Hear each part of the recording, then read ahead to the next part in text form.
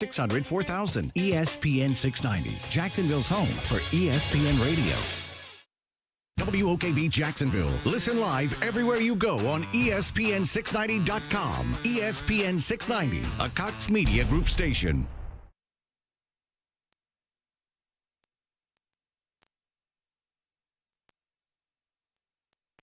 This is SportsCenter. Good morning, I'm Doug Brown. The Braves are still perfect at home in this postseason, now 6-0 after a win in World Series Game 3. And the pitch swung on and hit to center and hit well, and it's gone! Travis d'Arnaud, first pitch swinging, a line drive home run to center field, and the Braves now lead 2-0. Dan Schulman on ESPN Radio. That was the final thanks to outstanding Braves pitching. Ian Anderson with 5 no-hit innings to start. The bullpen kept it going until the 8th. It winds up as a combined 2-hitter to give the Braves a 2-1 series lead. Game 4 tonight, 7 Eastern for the coverage here on ESPN Radio. Giants infielder Tommy La Stella had left Achilles surgery this week. He'll need about 4 months to recover. In the NBA Friday night, the Nets beat the Pacers 105-98. James Harden's best game of the season so far with 29, and LaMarcus Aldridge scored the 20,000th point of his career. The Heat beat the Hornets 114-99, 32 for Jimmy Butler. Bam Adebayo with 26 points, 19 boards, and had his Olympic gold medal banner unveiled in Miami. Only 2 weeks after what looked like a frightening neck injury on Monday Night Football, Seahawks defensive end Darrell Taylor is expected to play tomorrow against the Jaguars. Taylor leads the team with 4 sacks. In the NHL, the Senators beat the Stars 4-1, 2 goals for Josh Norris. The Rangers shut out the Blue Jackets 4-0. Coming up Monday, we're looking back at a busy sports weekend, including the big game in the state of Michigan as someone looks to stay unbeaten, plus the latest from the World Series. That's Monday morning. Keyshawn, J. Will, and Max on ESPN Radio.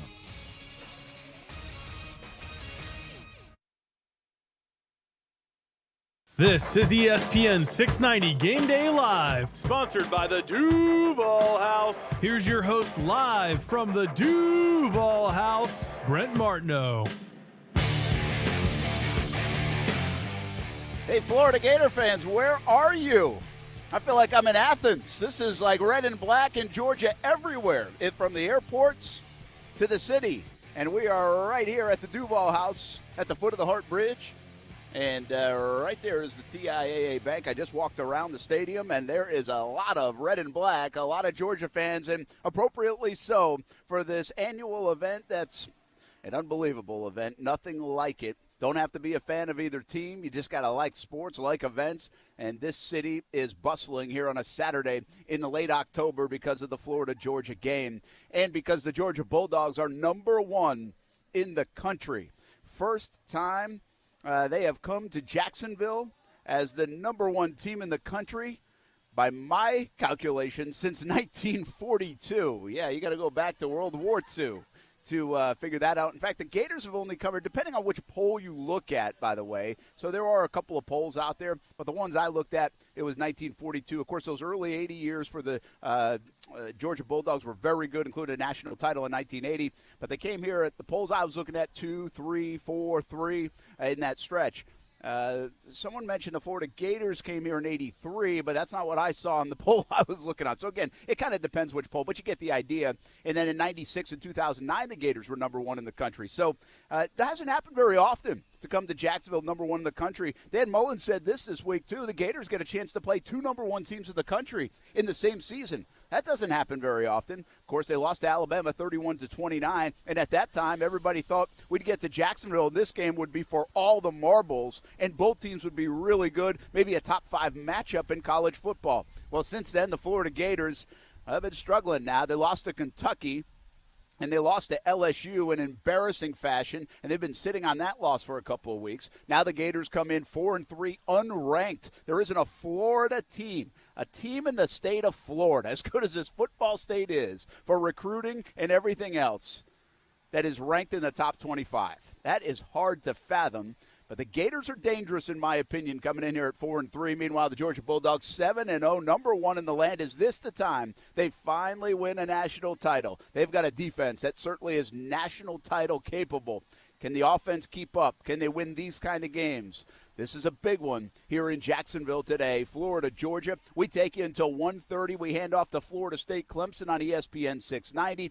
And, of course, we've got a ton of TV coverage as well. I'll hustle inside the stadium at 2 o'clock for our 1-hour Battle of the Border pregame show on CBS 47. Then we head to the national guys. Kickoff at 3:30 on CBS 47. Post-game show for an hour after the game, no matter what time it ends. And then 10:30 tonight, we put a bow on a big-time day in college football here in Jacksonville and beyond with Action Sports Jax primetime on Fox 30. And then at 11:30, it's on CBS 47. So a long day, a fun day, a great day, and a beautiful weather day here in downtown Jacksonville. This is awesome. We got a light breeze. We have the sun shining. We have temperatures probably right around 70 degrees. It will get a little cooler later tonight when the sun does go down. And keep an eye on the breeze now. These conditions, you can see the flag right behind me if you're watching on Facebook, YouTube, Twitter, and Twitch. You're allowed to do that, by the way, if you want. But you can see the flag waving behind me. I just walked around, and the flag, once you get out in that open air a little bit, those flags are really waving pretty good. So keep an eye on the kicking game, the passing game today in Jacksonville between Florida and Georgia. Brent Martineau here at the DUUUVAL House, ESPN 690 Game Day Live. By the way, make sure you download the relevant app from your tailgate. You can listen to ESPN 690 live with one click of a button. It's the easiest way to do it from your tailgate, so download the relevant app. And if you are still looking for tickets, the relevant app will give you some clues to potentially find a couple tickets to this game this afternoon. Brent Martineau here. Casey Kurtz back in the Action Sports Shack studios. He joins us. Stuart Weber will join us along the way. Marcel Robinson will join us along the way. We have interviews with Greg McGarity, the 4 Hall of Famers that went into the Florida-Georgia Hall of Fame yesterday. And, of course, you'll hear from, well, the key parts, Kirby Smart, Dan Mullen, the quarterbacks. Who's going to play quarterback? You'll hear from them all. But first, a good morning to Casey Kurtz. What's happening, man? Sometimes I feel like I just sleep here, but that is okay. Excited, ready to go. Been here, getting ready, and excited. Let's do it. Big game. It feels like every day in Jacksonville something great's happening, but this is extra exciting, and I'm ready to do it. Yeah, well, welcome to Florida-Georgia week, or Georgia-Florida week, however you want to look at it. But it is a busy time, but it's a fun time.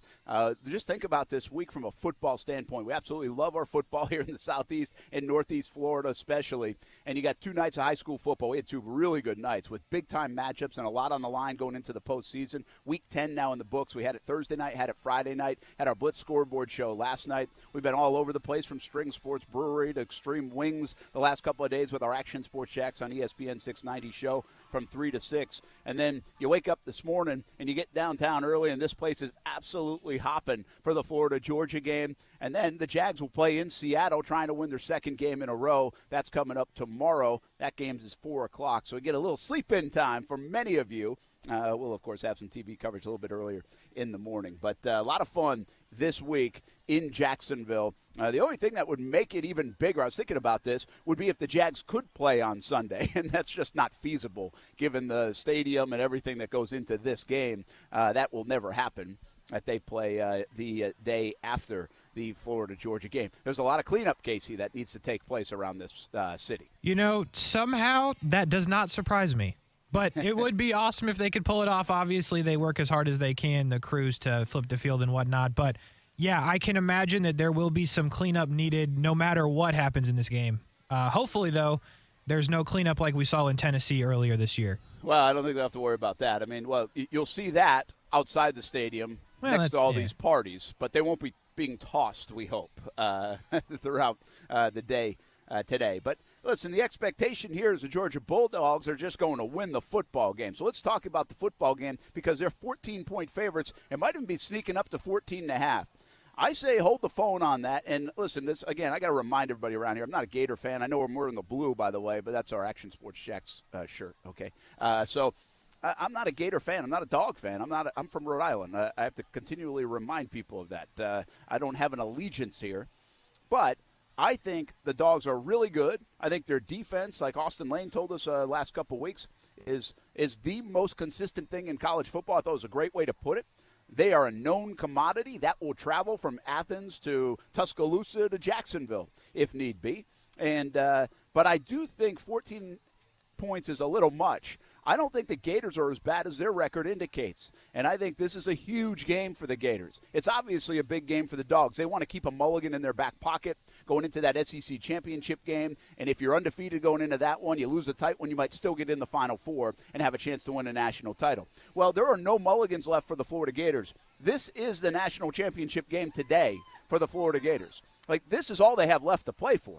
And you might say, well, a big bowl game, Brent. You know what? Under Dan Mullen, this team has made those big bowl games now. You know, this isn't like, hey, it's the first time we've been to a New Year's Six game in whatever, right? Well, that's not happening anyway. They're not getting into that game. And I just think there's nothing else that they could accomplish that would be bigger than this win today. They almost beat Alabama. That would have been huge. Now they've suffered a couple of losses since then.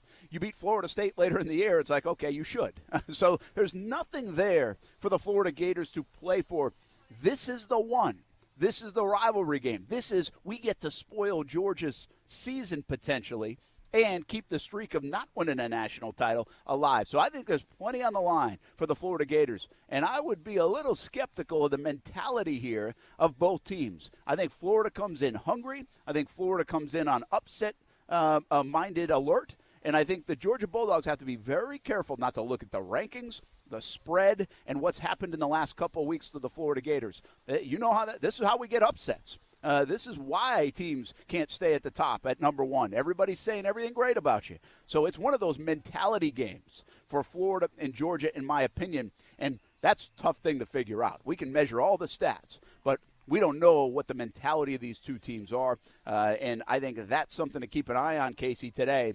I just don't buy that the Gators are 14-point dogs in this one. I think we're going to see a highly contested game today. Now, in the fourth quarter, do the Dogs make a big play? Do they wear out the Gators? I think that's certainly a possibility, because one mistake against this defense can really alter the game for the Florida Gators. And with their quarterback play, from inexperience, if you go with Anthony Richardson, to the, inability to make all the right decisions from Emory Jones, I think there is that in play for the Gators to make a big mistake. And if you make a mistake against this Dogs defense, well, that could be good night for the football game. Absolutely, and I think Kirby Smart, going back to what you were just saying, has said it all week that the ranking doesn't matter in this game because this is a different game. This isn't Missouri. This isn't any of those schools. This is Florida, Georgia. A couple things. You've mentioned that spread a couple times at 14. I just want to throw a couple things at you here. Georgia is a double-digit favorite for the 7th consecutive game. They're 5-2 against the spread this season. Florida, on the other hand, is 7-3-1 against the spread as an underdog under Dan Mullen.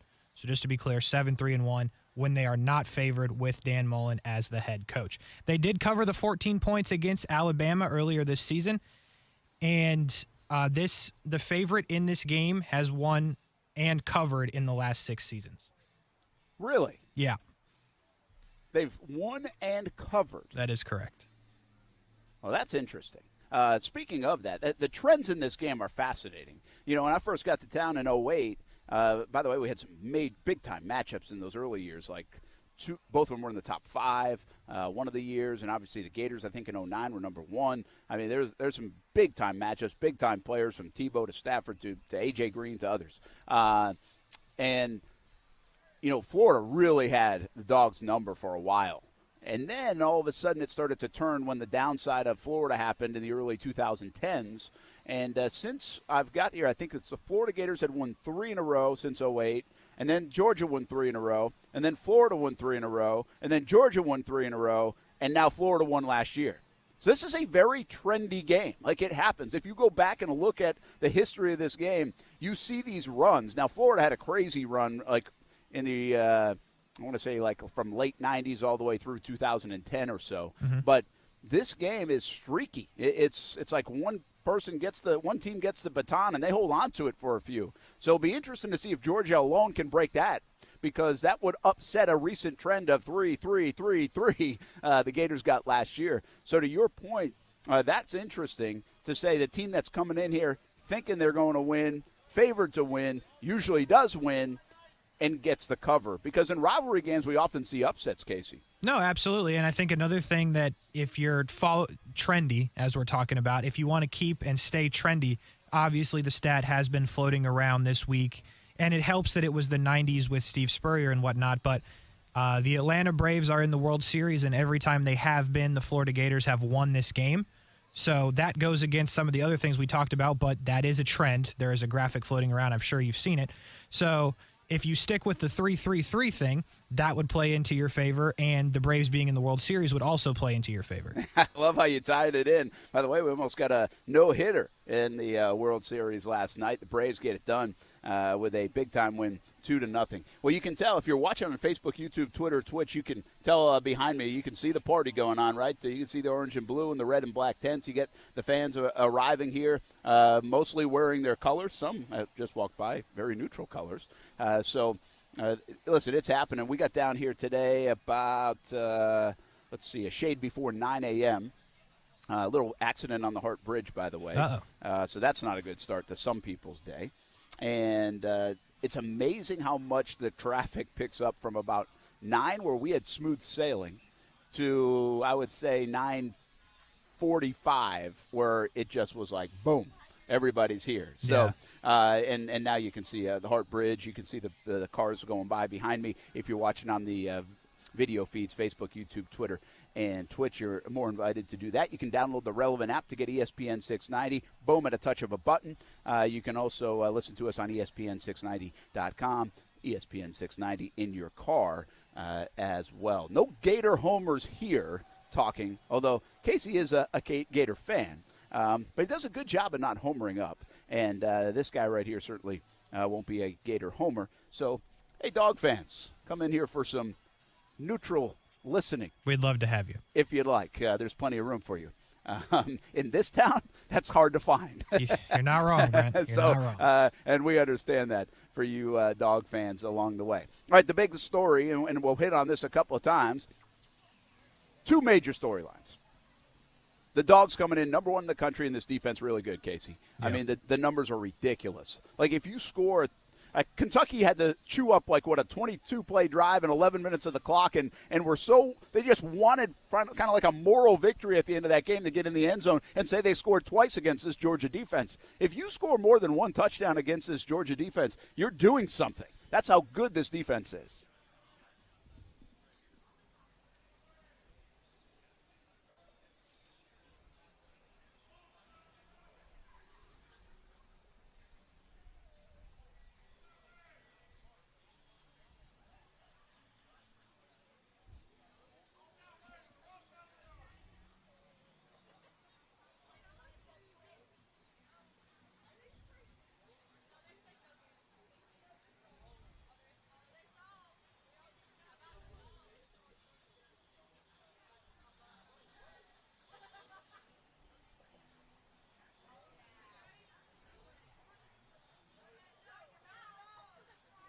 All right, Casey, I can't hear you anymore, just to let you know. I thought I might have lost you from a connectivity standpoint, but I guess I'm okay and you can hear me, so that's important as well. So I was talking about the defense. I'm sure Casey might have jumped in on the defense. I just couldn't hear him.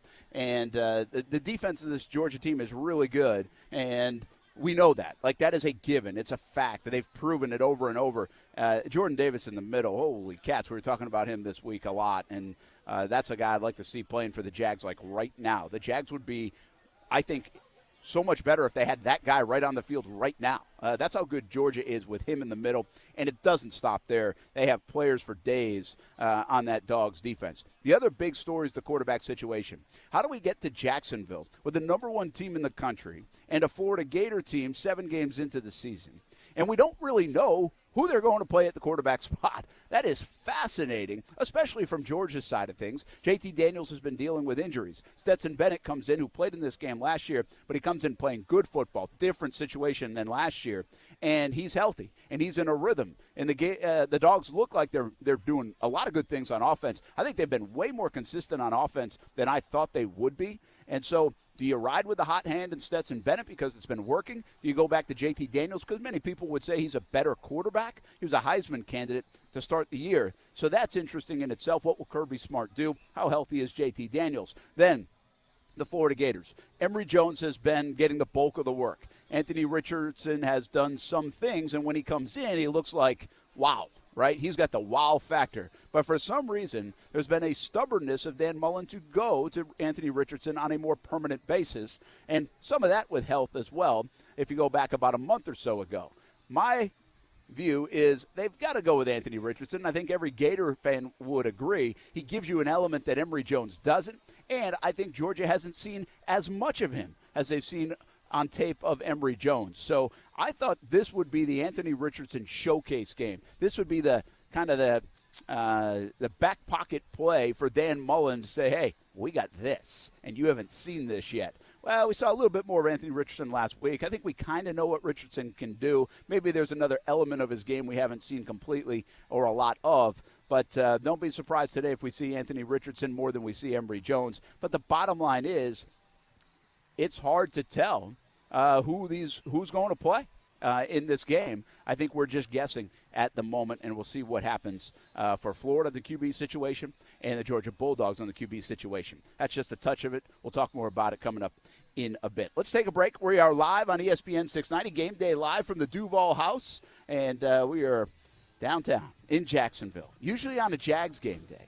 But today, well, we're here for the Florida-Georgia game, and this place is hopping. This place is fun, and it's a beautiful day in Northeast Florida. We're here until 1:30. Then we'll hand off to the Florida State Clemson coverage on ESPN 690. A lot of TV coverage throughout the day. Don't forget, download the relevant app, RELEVNT. If you want to listen to the show on a punch of the button, you can watch us on Facebook, YouTube, Twitter, and Twitch. You also have a chance to win tickets to the game. Yeah, you do. Or find tickets to the game if you download the relevant app, RELEVNT. I hear you now, Casey. Yeah, that's nice. Yeah.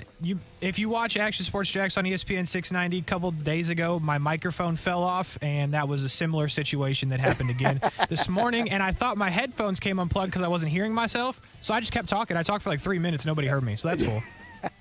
Well, that's all right. That happens. And I thought for sure, you never know down here on connectivity because we got so many people coming downtown. But we're good. We're good. We're going to stay good until 1:30, and we'll keep it rolling here on a Saturday morning in Jacksonville, Florida, Georgia Day on ESPN 690.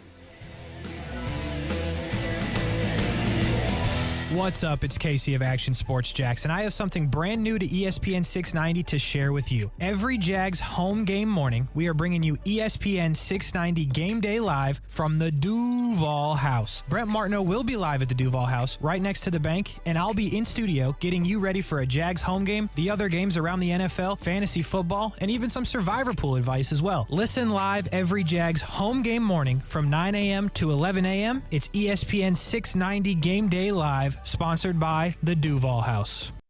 Now, the First Alert forecast on ESPN 690. Partly sunny, breezing, kind of cool today, but really very pleasant. Highs will be near 70 degrees. Clear tonight, we drop down into the upper 40s. A sunny and nice Sunday. Tomorrow afternoon's high 70 to 75, and then Halloween evening will be really pleasant for the trick-or-treaters as temperatures drop through the 60s.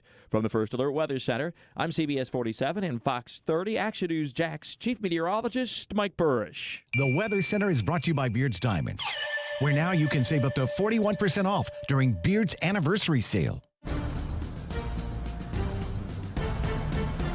Scott Graham here from Westwood One with a preview of Sunday Night Football. It's a Halloween primetime special with the Dallas Cowboys traveling to Minnesota and looking for tricks and treats at the Vikings. Both are coming off their bye weeks, and Dallas is on a 5-game winning streak. Second-year cornerback phenom Trevon Diggs says he's not focused on the records he's been breaking on a weekly basis. Everything's just so far 1950s, and it's like, wow. So I'm just, taking it all in, just, trying to make that next play, just trying to be better than I was last week. Kirk Cousins and the 3-3 Vikings are looking for a third straight win to move above 500 for the first time this season. Dave Pasch and Mike Golick will call the action of the Cowboys at the Vikings on Sunday Night Football. Get ready for the game with more details and preview at WestwoodOneSports.com. And remember to listen for the NFL right here all season long. Paid for by GovMint.com. Have you heard? A recent stash of 1889 Morgan silver dollar coins has been found. These gorgeous 1889p silver dollar coins are as bright and shiny as the day they were struck. Only a limited quantity of these Morgan silver dollar coins are available. Coin experts are calling this an amazing opportunity for anyone interested in silver coins. Just call Government at 1-800-222-1975 and you are guaranteed a mint condition 1889p Morgan silver dollar struck at the iconic Philadelphia Mint. But with limited quantity, you must call now. These 1889p silver coins are still in uncirculated condition. That is 132 years of history you can hold in your hand. To learn more, call 1-800-222-1975. Call now and you'll receive a free American Coin Collector's Bonus Package, a $25 value, free with every order. Call 1-800-222-1975 now to secure your 1889p Morgan silver dollars before they sell out. That's 1-800-222-1975. At Allstate, we've been saying you're in good hands for a long time. But what exactly does that mean? Does it mean you're protected from life's uncertainties? Does it mean you can worry less and live a little more? Does it mean you're not alone, even when things get kind of hard? Actually, yes. Yes, it does. You're in good hands with Allstate. Allstate and affiliates offer products and services subject to availability, terms, and conditions. Basket Brigade, sponsored by Tito's Handmade Vodka, knows that any act of kindness makes a difference for many. Make your donation so that families in our community receive grocery gift cards to make their purchases. To donate, visit ESPN690.com. Thank you for donating to make a difference. Yeah, chemistry is very important, but I don't typically address it with the team. I don't feel like we have a chemistry issue with either quarterback. I've said repeatedly, I don't think our offensive players really pay attention to or know who's back there most of the time, especially this year where there's been a lot of interchangeable parts. I mean, Carson's gone with the ones, Stetson's gone with the ones, JT's gone with the ones, JT's been out, Carson's been hurt, Stetson's had lower back. I mean, we've had a revolving door in terms of guys that have gone there. I really don't think that it's a big deal for the offensive players in terms of who's in there and the continuity piece. That is Kirby Smart talking quarterbacks, and pretty wild to hear Kirby Smart say I don't think it's that big of a deal from a continuity standpoint who's playing quarterback. And Carson Beck is the other player that he mentioned. Of course, he's from Jacksonville, five-star guy who really hasn't had his opportunity to get in there and do something with JT Daniels and Stetson Bennett getting the bulk of the reps. And Beck has been on campus now for a bit and still hasn't really had his chance. Of course, he won a state championship with the Mandarin Mustangs a few years back and started his career actually at Providence, good baseball player too, and now he's kind of stuck there in Georgia and waiting for an opportunity. And listen, that worked out pretty well for another local guy. Mac Jones waited for his opportunity and made the most of it at Alabama, now playing for the New England Patriots as the 15th overall pick. So maybe Carson Beck takes a similar road.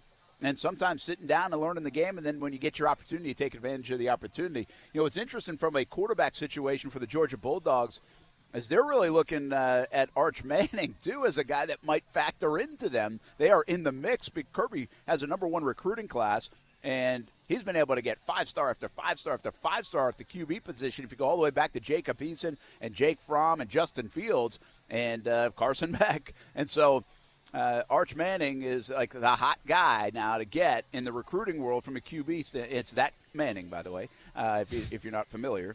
And Georgia certainly feels like they are in the mix to try to get him. I know Texas, if you look at like the odds to get him, I think Texas is the betting favorite.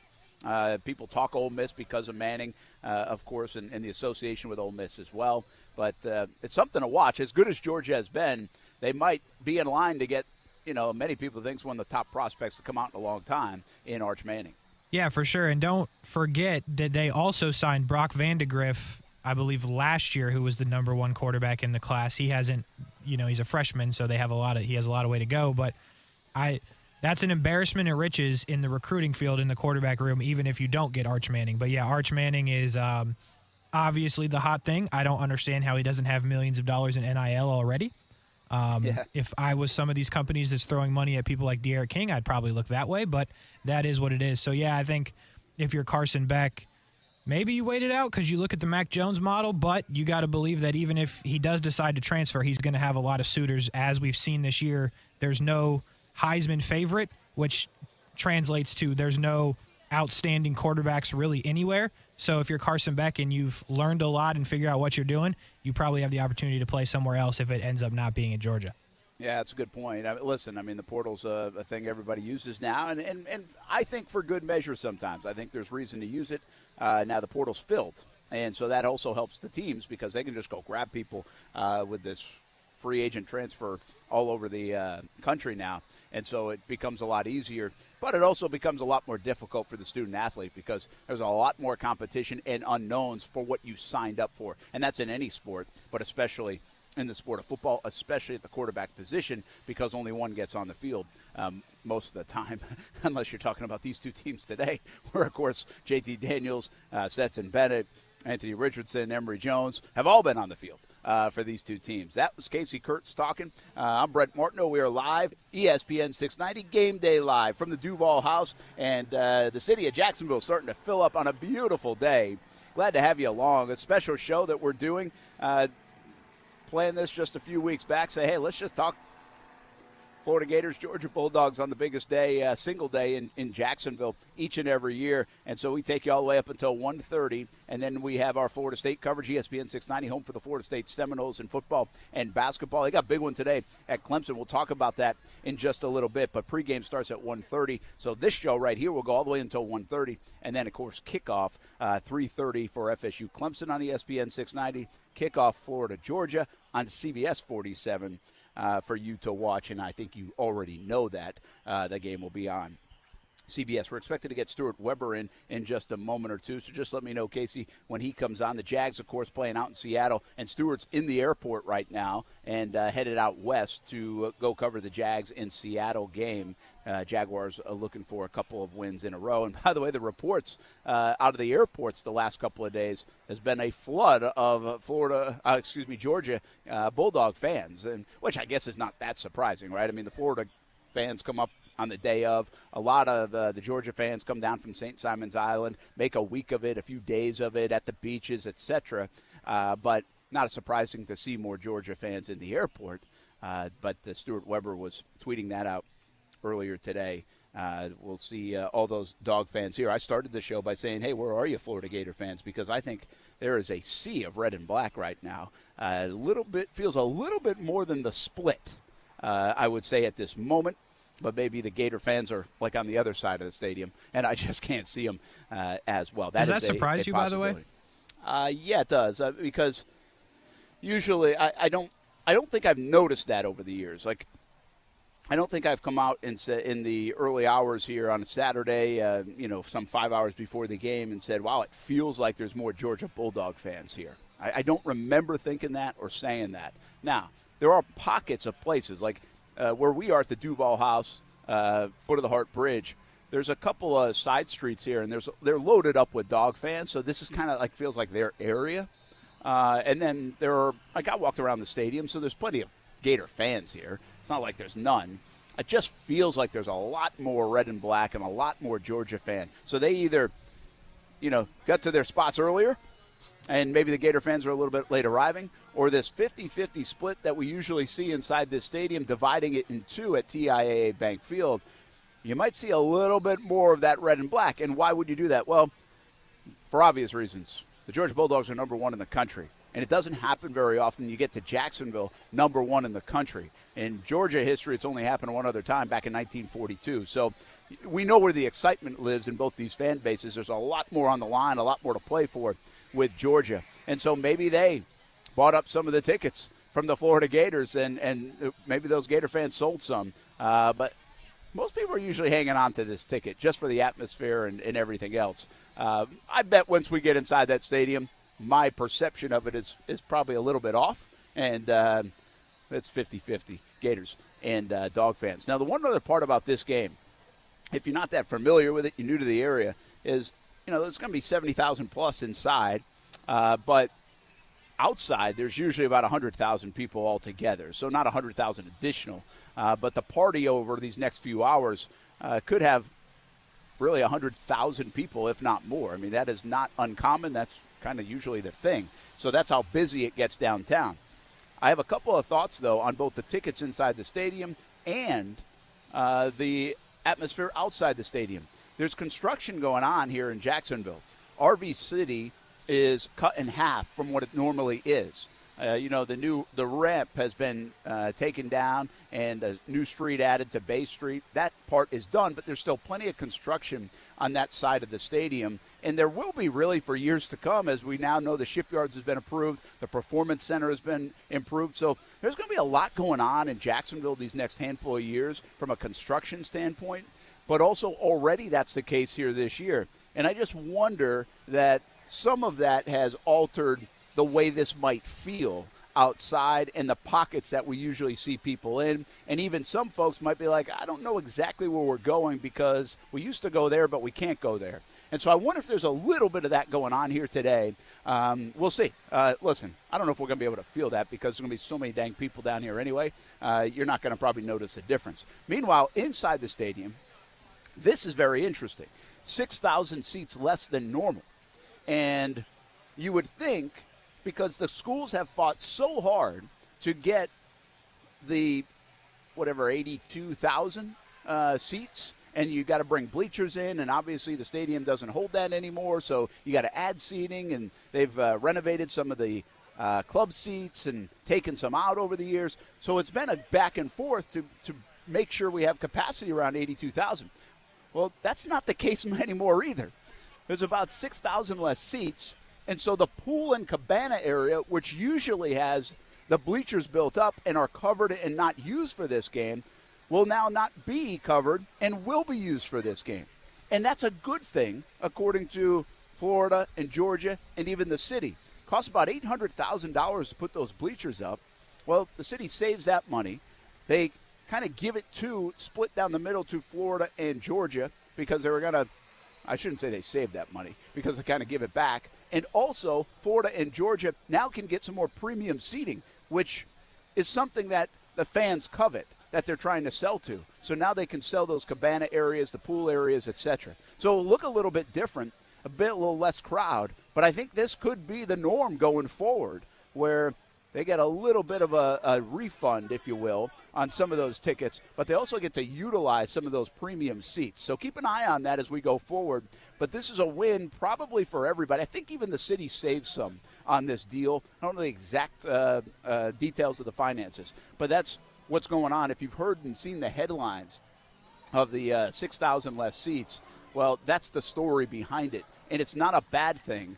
From what I've been told, according to the two programs. So interesting, Casey. One thing about as we look forward down the road to what this game will be, if it's still in Jacksonville, which everybody hopes it will be, they just signed a contract extension this week. There's an option for both schools in 24 and 25, and some of that's just kind of the way business is done. I think both schools will plan to be here for a long time. We know a stadium is coming down the road sometime here between the next 5 and 10 years in Jacksonville, as long as it does get approved and all of those things. And how all of that premium seating, the amount of seats, and everything that traditionally goes into this game looks like maybe in 7 years will be, I think, very interesting to watch. And we know, let's just say, take 7 years down the road, that Performance Center, the Shipyards, a Four Seasons hotel, and whatever else has been built since then will now go into this game. Bottom line is, if you've been coming to the Florida-Georgia game for 40 years, this thing is going to look a whole lot different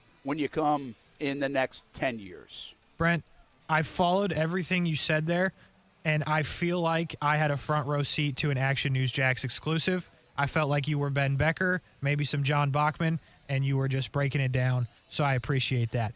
The point of the story that I'm getting at is you do anything you can to keep the game in Jacksonville if you are the city. I think what you're saying will do that. Obviously, the refund and the seats and all that. As long as the schools are good with it, and I guess nobody's really complaining if they're getting money back. If you're losing money, that's a different story. But if you're getting it back, then that is what it is. And to your point of the construction down there, I wondered how that would play in because every time I'm down there, just as one person, I get confused So that's a little scary, but as long as nobody drives off the side of the bridge that is no longer there, which, don't get me wrong, I'm not worried about, but at the same time, like, I know there's a lot going on down there. So as long as that doesn't happen, I think the whole day's a win no matter what happens. Yeah, well, thankfully that road has been completed, so Hart Bridge, which kind of used to stop, and if you did take that left, you might have been in some trouble, out of an old movie or something. Now that's completed, and you can get down. And by the way, it's very nice. We're so trained to come off the Hart Bridge this way, which many people still are, to get to their parking lots, and we're glad you do because, now you can say hi and wave to us on ESPN 690 as we're at the DUUUVAL House. But the new way to go is if you're going to that other side of the stadium, you can get off that way too. So there's 2 exit points off the Hart Bridge now, which is beneficial for sure. Hey, let's take a break. I think Stuart Weber's going to call in a couple minutes. He's at the airport, was in a bad spot, couldn't get to us. So let's take a timeout. We are live from the DUUUVAL House. It's ESPN 690, Game Day live from the DUUUVAL House. This guy says, I need tickets. Well, if you need tickets, just download the Relevant app, RELEVNT, and you might have a chance to find a couple of tickets. So I don't think that's what that sign meant for that guy, but you get my point. For you, download the Relevant app, RELEVNT, and when you do that, you follow the ESPN 690 vibe. You get some clues on how to find tickets to this game this afternoon. You can also listen to the show. Listen to ESPN 690 live at any time. Florida State later this afternoon. This show until 1:30.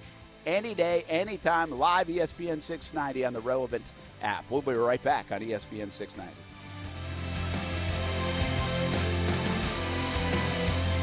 There's no way that's used. Get ready, because you're going to hear that a lot after you buy an amazing, like-new, pre-owned from our friends over at Arlington Toyota. Arlington's got 300 used available. All makes, all models. Plus, you'll buy with total confidence thanks to Arlington's 30-day exchange program that comes with your purchase. That's 30 days to love your purchase or exchange it. Shop in person, 10939 Atlantic Boulevard, and online at arlingtontoyota.com today. If you were lied to when buying a timeshare and want out, you need my help. Hi, I'm Chuck McDowell, CEO and founder of Wesley Financial Group. 10 years ago, I started the timeshare cancellation industry by exposing the ugly truth about timeshare and giving folks the straight facts. I've been fighting the timeshare giants ever since, so no one knows this industry better than me and my team. Today, we have 383 employees and have saved our clients an average of $65,000 in lifetime payments. Imagine putting those timeshare dollars back in your pocket. If you were told at a timeshare presentation that this was available today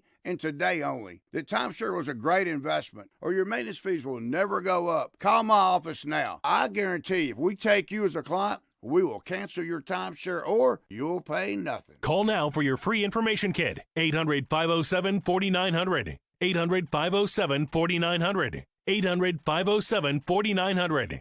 My name is Sanjay Patani, and I'm an emergency medicine physician. It's the after effects of getting COVID that the young population should be concerned about. There's chronic fatigue syndrome, blood clotting disorders, heart problems. There are long chronic lung problems. The essence of this vaccine is not to prevent you from getting coronavirus. It is from preventing you from getting seriously ill and potentially dying. This message is sponsored by the Florida Hospital Association, the Florida Medical Association, the Florida Association of Broadcasters, and this radio station.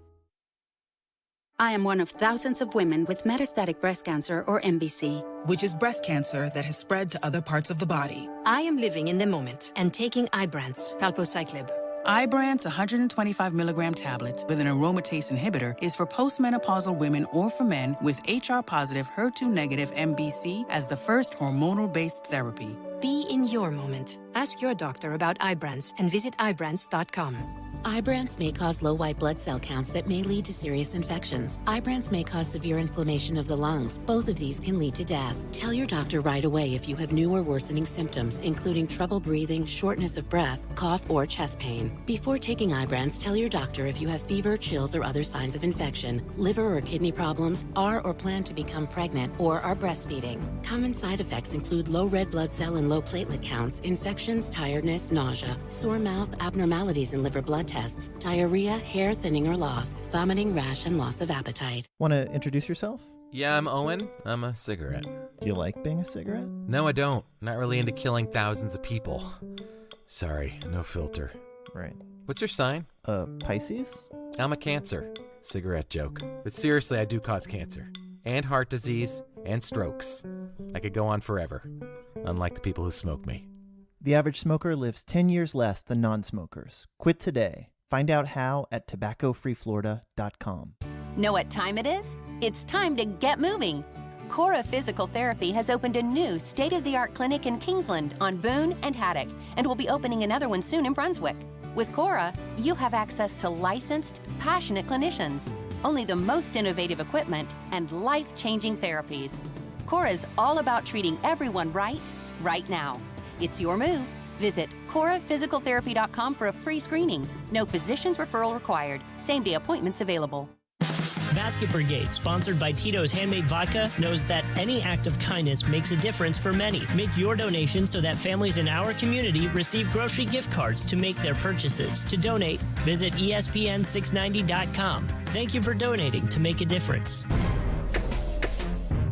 Third in medium or less, you're going. Be ready, right? When it gets into the red zone, when you get inside the 10, be ready. You're going. And it was almost like I didn't even need them to say go because we had already practiced it, right? In just certain situations. You knew where the ball was on the field, and the situation, down in distance, I was going in. And so it was almost something you just prepared for, and you were so ready for when the moment got there, that you were ready. And I don't know that a lot of coaches coach it that way. And I think that really helped us prepare, that Chris knew, hey, this situation, he's going, boom. Then, you know what? It was almost sometimes they wouldn't even say anything. I would just start jogging out.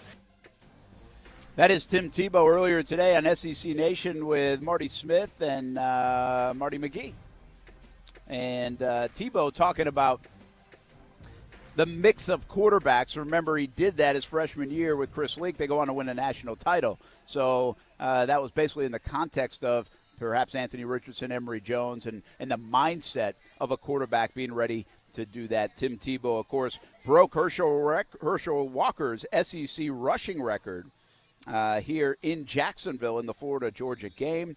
That was in 2009.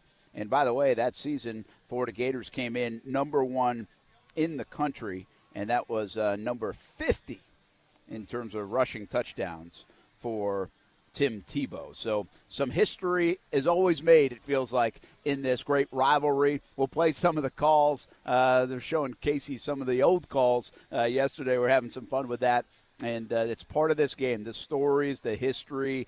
Even though you've seen them before, you want to see them again. You break them out this week, and you hear them. And we've got a lot of that going on here in Jacksonville today and all week long. We'll hear from the Hall of Fame inductees coming up throughout the next couple of hours, and they share some of their stories as well. Brent Martineau, ESPN 690 Game Day live from the DUUUVAL House, foot of the Hart Bridge. Come on out, say hello. See a lot of Georgia fans, a lot of Florida Gator fans as well. The Dogs, number 1 in the country. We'll take you up until 1:30, and then, of course, TV coverage coming up on CBS 47, basically from 2 p.m. all the way until midnight. You can check all the Florida-Georgia coverage out. Meanwhile, we got a Jags game day coming up on Sunday, and let's go to the airport right now before he hops on a bird to Seattle. That's Action Sports Jack Stewart Weber. Your flight get delayed a little bit. How much time do you have? I actually don't have that much time. We're actually about to board this bad boy, and it's not just me. There's a nice little contingent of Jaguars fans here as well. Looks like about 10 to 15 folks all wearing their teal and taking this Southwest flight through Denver to Seattle. They're all excited, I guess. Very cool. That's good stuff. By the way, tell them, you can get Starbucks here. You don't have to go to Seattle just for Starbucks. This is very true. I'm not planning to stop there, FYI. By the way, Weber might go to a Kraken game and a Sounders game on Monday. Definitely the Sounders game, but might go to the Kraken game. This might be a heck of an experience out there, Weber. Hey, man, you gotta take advantage when you're in enemy territory. Go check out the sites and see a little bit of sporting goodness from all levels. All right, I won't keep you too long, but you went to Florida. Give us the years you were at Florida, what this game was like for you coming to Jacksonville. How often did you do it? So it's actually funny. I've never been to Florida, Georgia as a fan. I've only ever gone and worked. So even when I was a student, I was already doing student media stuff. So I graduated in 2007. So I want to say I went in 04, 05, 06, kind of that time range, which includes the Tim Tebow freshman year, which he just mentioned in that soundbite coming in from the break. That first year of Tim's was a magical season. Obviously, my senior season, the national championship, And obviously big moments made not only in Jacksonville for the Florida-Georgia game, but all over the country that year. That was one heck of a ride, without a doubt. But for me, it's funny because it's like I hear all these great stories about, all the people enjoying the game. And I'm like, yeah, I worked that one. And then, oh, yeah, no, I worked that one too. But I know in college, my biggest memories outside of the game were always going to the landing afterwards and always regretting that decision afterwards because it was just it was just a madhouse, and it was never fun. I don't know. That's what my takeaway there. But obviously you can't do that now. No, you can't. It's funny you bring that up. I mean, Daytona, the week, the infield, and this day and these couple of days like RV City, I'm with you. Like, we work these things. It's totally different to go as a fan, and someday I vow to go as just a fan and enjoy it from that point of view. I mean, it's fun to cover it, but it's just a different view if you can go. So I think we all would like to do that at some point, but probably not anytime in the near future, and we love covering it as well. Stuart Weber in the airport. Saw a lot of Georgia fans. No surprise. You're not going to see Gator fans flying in, most likely. I actually did see a couple. I saw a couple in orange and blue coming in. I don't know where they were all coming from. But, yeah, the vast majority, I think it must have been like a flight out of Atlanta because there was 4 or 5 people in Braves gear, too. So maybe they got to see Ian Anderson twirl that gem last night and pick up Game 3 victory. But I'm guessing it was a flight from Atlanta because there was a ton of Georgia folks coming out of the airport and getting ready for the game here. That kind of surprised me. I mean, when you consider how much fun the weekend is to only come for the day of the game, I mean, take that Friday off, guys. What are we doing? Well, that's a good point, but only half of RV City this year, maybe even some of those folks decide to fly in instead. And you can get that quick flight on a Saturday morning, so save some costs that way. I said earlier, I see some Gator fans, but there are a lot more Georgia fans right now here in Jacksonville, at least where my eyes are taking me. So, and they're number 1 in the country. I mean, there's a lot more buzz about Georgia, absolutely. Before you get on that thing, quick thought on the Jags in Seattle, trying to go for 2 in a row, man. What do you make of this game? Yeah, obviously both teams are kind of entering it from different perspectives. The Jaguars coming in with that momentum, that confidence. I mean, you had a whole extra week to kind of savor that victory. I had to go back and look. How long has it been since they've had 2 weeks to savor a victory? Obviously, they could never do it during the entire 2020 season. So they were able to enjoy that one a little extra longer and getting ready for this one with Seattle. And, I mean, if you look at the quarterbacks, you've got to think, hey, we've got Trevor Lawrence. They've got Geno Smith. Like, I get that he's been in the NFL for a few years now, but considering the excitement behind Trevor and what he's got moving forward, you got to feel, excited to see what he can do on this big stage and getting a chance to play in front of these rowdy fans that are going to be making a whole lot of noise and having some fun. So I'm curious to see how this one goes because Seattle's definitely playing with their back against the wall. So it'll be fun. Most importantly, no rain in the forecast for Sunday. So let's keep our fingers crossed on that one and let's make that happen. I can deal with it being a little chilly. I'm going to complain about it on Twitter a lot, but it's much better than having to deal with some rain. Yeah, I think Weber said 38 degrees tomorrow morning when he wakes up there in Seattle. So we'll see. All right, man. Have a good trip out there, and we'll hear from you later tonight on Action Sports Jax Primetime in Seattle. And then, of course, all day tomorrow, full coverage of the Jags, CBS 47, Fox 30, Action Sports Jax. Have a good one out there. Have fun with those Jags fans. Sounds good. I'm going to lead the DUUUVAL chants here on the plane. Please do. We are live from the DUUUVAL house, ESPN690 Game Day Live. That is Stuart Weber off to Seattle with the Jacksonville Jaguars. And he did just say, I mean, it's kind of a desperate game for the Seahawks coming up tomorrow, and we'll talk a lot more about it tomorrow and later tonight. But if they have any chance to hang in that division, they can't lose again and go to 0-4 at home. But it might just be that kind of year, especially without Russell Wilson. It could be that kind of year for the Seattle Seahawks where things just don't go their way. And their defense, by the way, is just not that good. I mean, Seattle Seahawks really are not that good anyway. They're not as good as the rest of those teams in the NFC West. Even San Fran right now sitting at 2-4. It seems like Arizona and the Rams are way better than those other two. And I thought going into the year maybe it was the best division in football, but I think Seattle has disappointed, and, of course, losing Russell Wilson doesn't help. I like what Stuart said about Trevor Lawrence. You know, Trevor Lawrence probably has an eye on that Clemson Florida State game a little bit more than this game today here in Jacksonville, the Florida-Georgia one, but Trevor Lawrence continues to play good football. This would be a nice moment for him to go out west, break that trend of where the Jags lose, start his career with a win out there, and be the better quarterback in that game. Be the better player. Maybe be one of the best players on the field in that game. We'll see. See if Trevor Lawrence can do it, but I'm excited to watch it. You can see it tomorrow on CBS 47 at 4 o'clock. It's a late start, of course, with the West Coast game. We still have our countdown to kickoff tomorrow at 11:30 on CBS 47, and then full coverage with post-game and Action Sports Shacks primetime. And we got, listen, I tell folks all the time, if you like sports, you like Jags, college football, high school football, you only need 3 stations on your memory. CBS 47, Fox 30 on the TV side, ESPN 690 on the radio That's side. it. We got you covered. And you can follow us on social media, too. We like when you do that. And if you're watching on social media, you can see we are at the DUUUVAL House for Facebook, YouTube, Twitter, Twitch. You can see the Gator fans walking by, the dog fans walking by, the traffic here in town. I mean, right now, look at that get up right behind on that little trailer. That looks like a fun ride behind me. A little bit. So you can see that, Casey, right? Oh, you can see that, guaranteed. Hey, a couple years ago, we had ESPN 690, and we on the RV City, and we stayed out there Wednesday, Thursday, Friday, and we did this promotion and giveaway thing with one of those slingshots. You remember that? Yeah, you know what those are? Yeah. And so, I was driving that slingshot around here and, taking it home and bringing it back.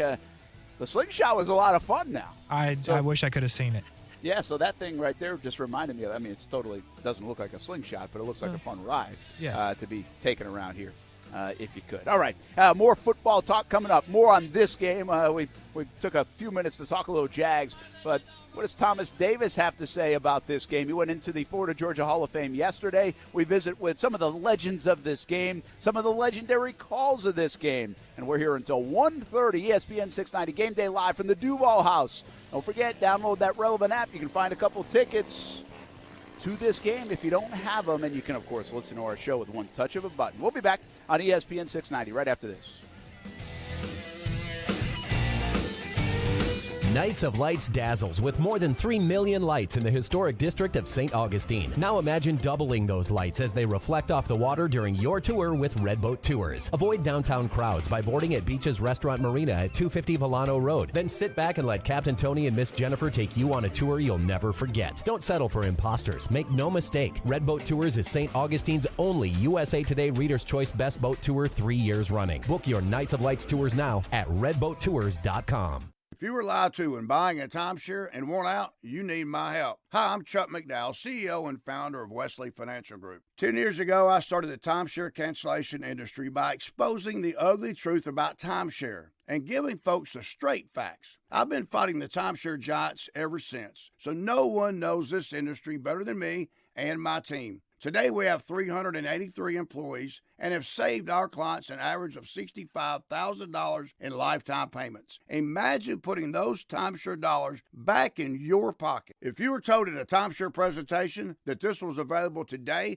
and today only, that timeshare was a great investment or your maintenance fees will never go up, call my office now. I guarantee if we take you as a client, we will cancel your timeshare or you'll pay nothing. Call now for your free information kit. 800-507-4900. 800-507-4900. 800-507-4900. Got a business trip, long weekend, or maybe you just really want to try that new Toyota before you buy it? Then get it all when you rent a Toyota from Arlington Toyota. With easy online reservations and rental rates as low as $19.95 a day, there's nothing stopping you from hitting the open road in a new 2021 Toyota. So rent a Toyota from Arlington Toyota. Try it before you buy it and reserve your rental online at arlingtontoyota.com today. Real-time, authentic conversations and a chance to win Florida-Georgia tickets. How can you do that? Well, you download the Relevant app, R-E-L-E-V-N-T. Relevant app is a new group messaging app that drives those real-time, authentic conversations.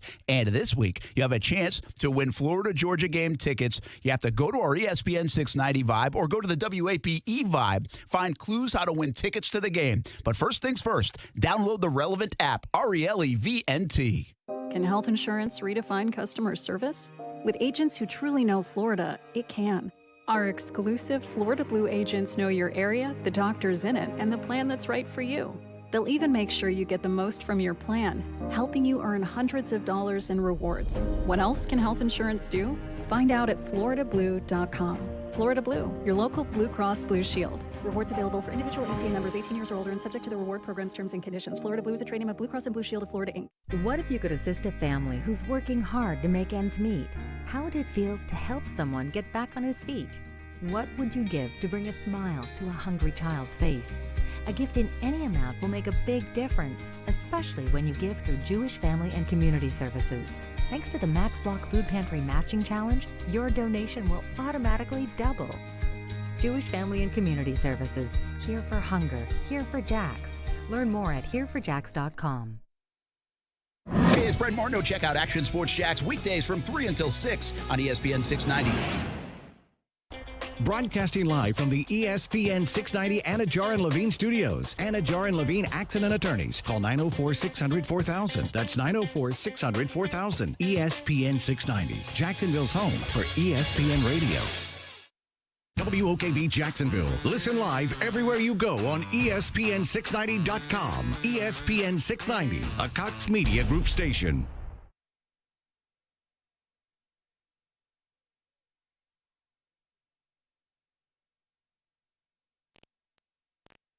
This is SportsCenter. Good morning, I'm Doug Brown. Braves rookie right-hander Ian Anderson worked 5 no-hit innings in Game 3 of the World Series before turning it over to the bullpen. And the Astros were still looking for their first hit in the 8th. Here's the 2-1, and a swing and a fly ball to shallow left field. And it's going to drop right in front of Rosario. Swanson went out, Rosario came in, and it drops in between them, and that's the first hit of the night for Houston. Dan Shulman on ESPN Radio. 5 Braves pitchers combined on a 2-hitter. Atlanta wins 2-0. They lead the series 2-1. Before Aledmys Diaz breaks it up leading off the 8th inning, this was the longest no-hit bid in the World Series since 1967. Game 4 tonight. Our coverage starts at 7 Eastern on ESPN Radio. Among the early kickoffs in college football today, second-ranked Cincinnati plays at Tulane. That's at noon Eastern on ESPN2. At the same time on ESPN, 9th-ranked Iowa at Wisconsin. And over on ABC, 16th-ranked Baylor hosts Texas. ESPN's Jeremy Fowler reports cornerback Stephon Gilmore is expected to make his debut for the Panthers tomorrow against the Falcons. The Panthers got Gilmore 3 weeks ago in a trade with the Patriots. Bears coach Matt Nagy is still in the NFL COVID-19 protocol. He will not coach in Sunday's game against the 49ers. Nagy is vaccinated, but tested positive on Monday. Special teams coordinator Chris Tabor will lead the team on the sideline. Coming up Monday, we're looking back at a busy sports weekend, including the big game in the state of Michigan as someone looks to stay unbeaten. Plus, the latest from the World Series. That's Monday morning. Keyshawn, J. Will, and Max on ESPN Radio. This is ESPN 690 Game Day Live. Sponsored by the DUUUVAL House. Here's your host live from the DUUUVAL House, Brent Martineau. All right, I've decided to play this game now as I'm standing on the front steps of the DUUUVAL House, foot of the Hart Bridge. And hopefully you know where we're at. Come on out, say hello. I see many Georgia Bulldog fans, many Florida Gator fans walking back and forth. Hey, Reggie Hayward, what's up, baby? How are you? Yeah, we're live. You come on and join us anytime. I like your shirt. Yeah, Reggie Hayward wearing that Iceman shirt, by the way, former Jags player. And looks like a Nickelodeon shirt, Casey, with the Iceman. I don't know if I remember something. I mean, it's like purple. Did they have I don't remember that special night that they might have had. Man, the Iceman got so many good nights. They just all blend together, but they do incredible with their promos, so I can believe it. But was that planned, Brent? You're not going to tell me he just happened to walk by when we were coming back from break. He did. No, he just walked by, yeah.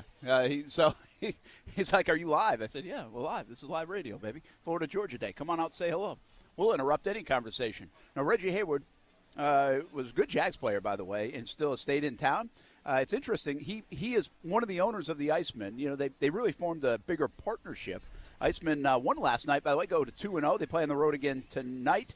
And then at home, the home opener finally next Saturday. But we had Daniel Murphy on yesterday, as you know. And, Tebow's a part owner in that group, and so is Miles Jack. We've heard or seen 3 of the 4 so far in the last 24 hours, let's just say. Yeah. And Miles is playing tomorrow.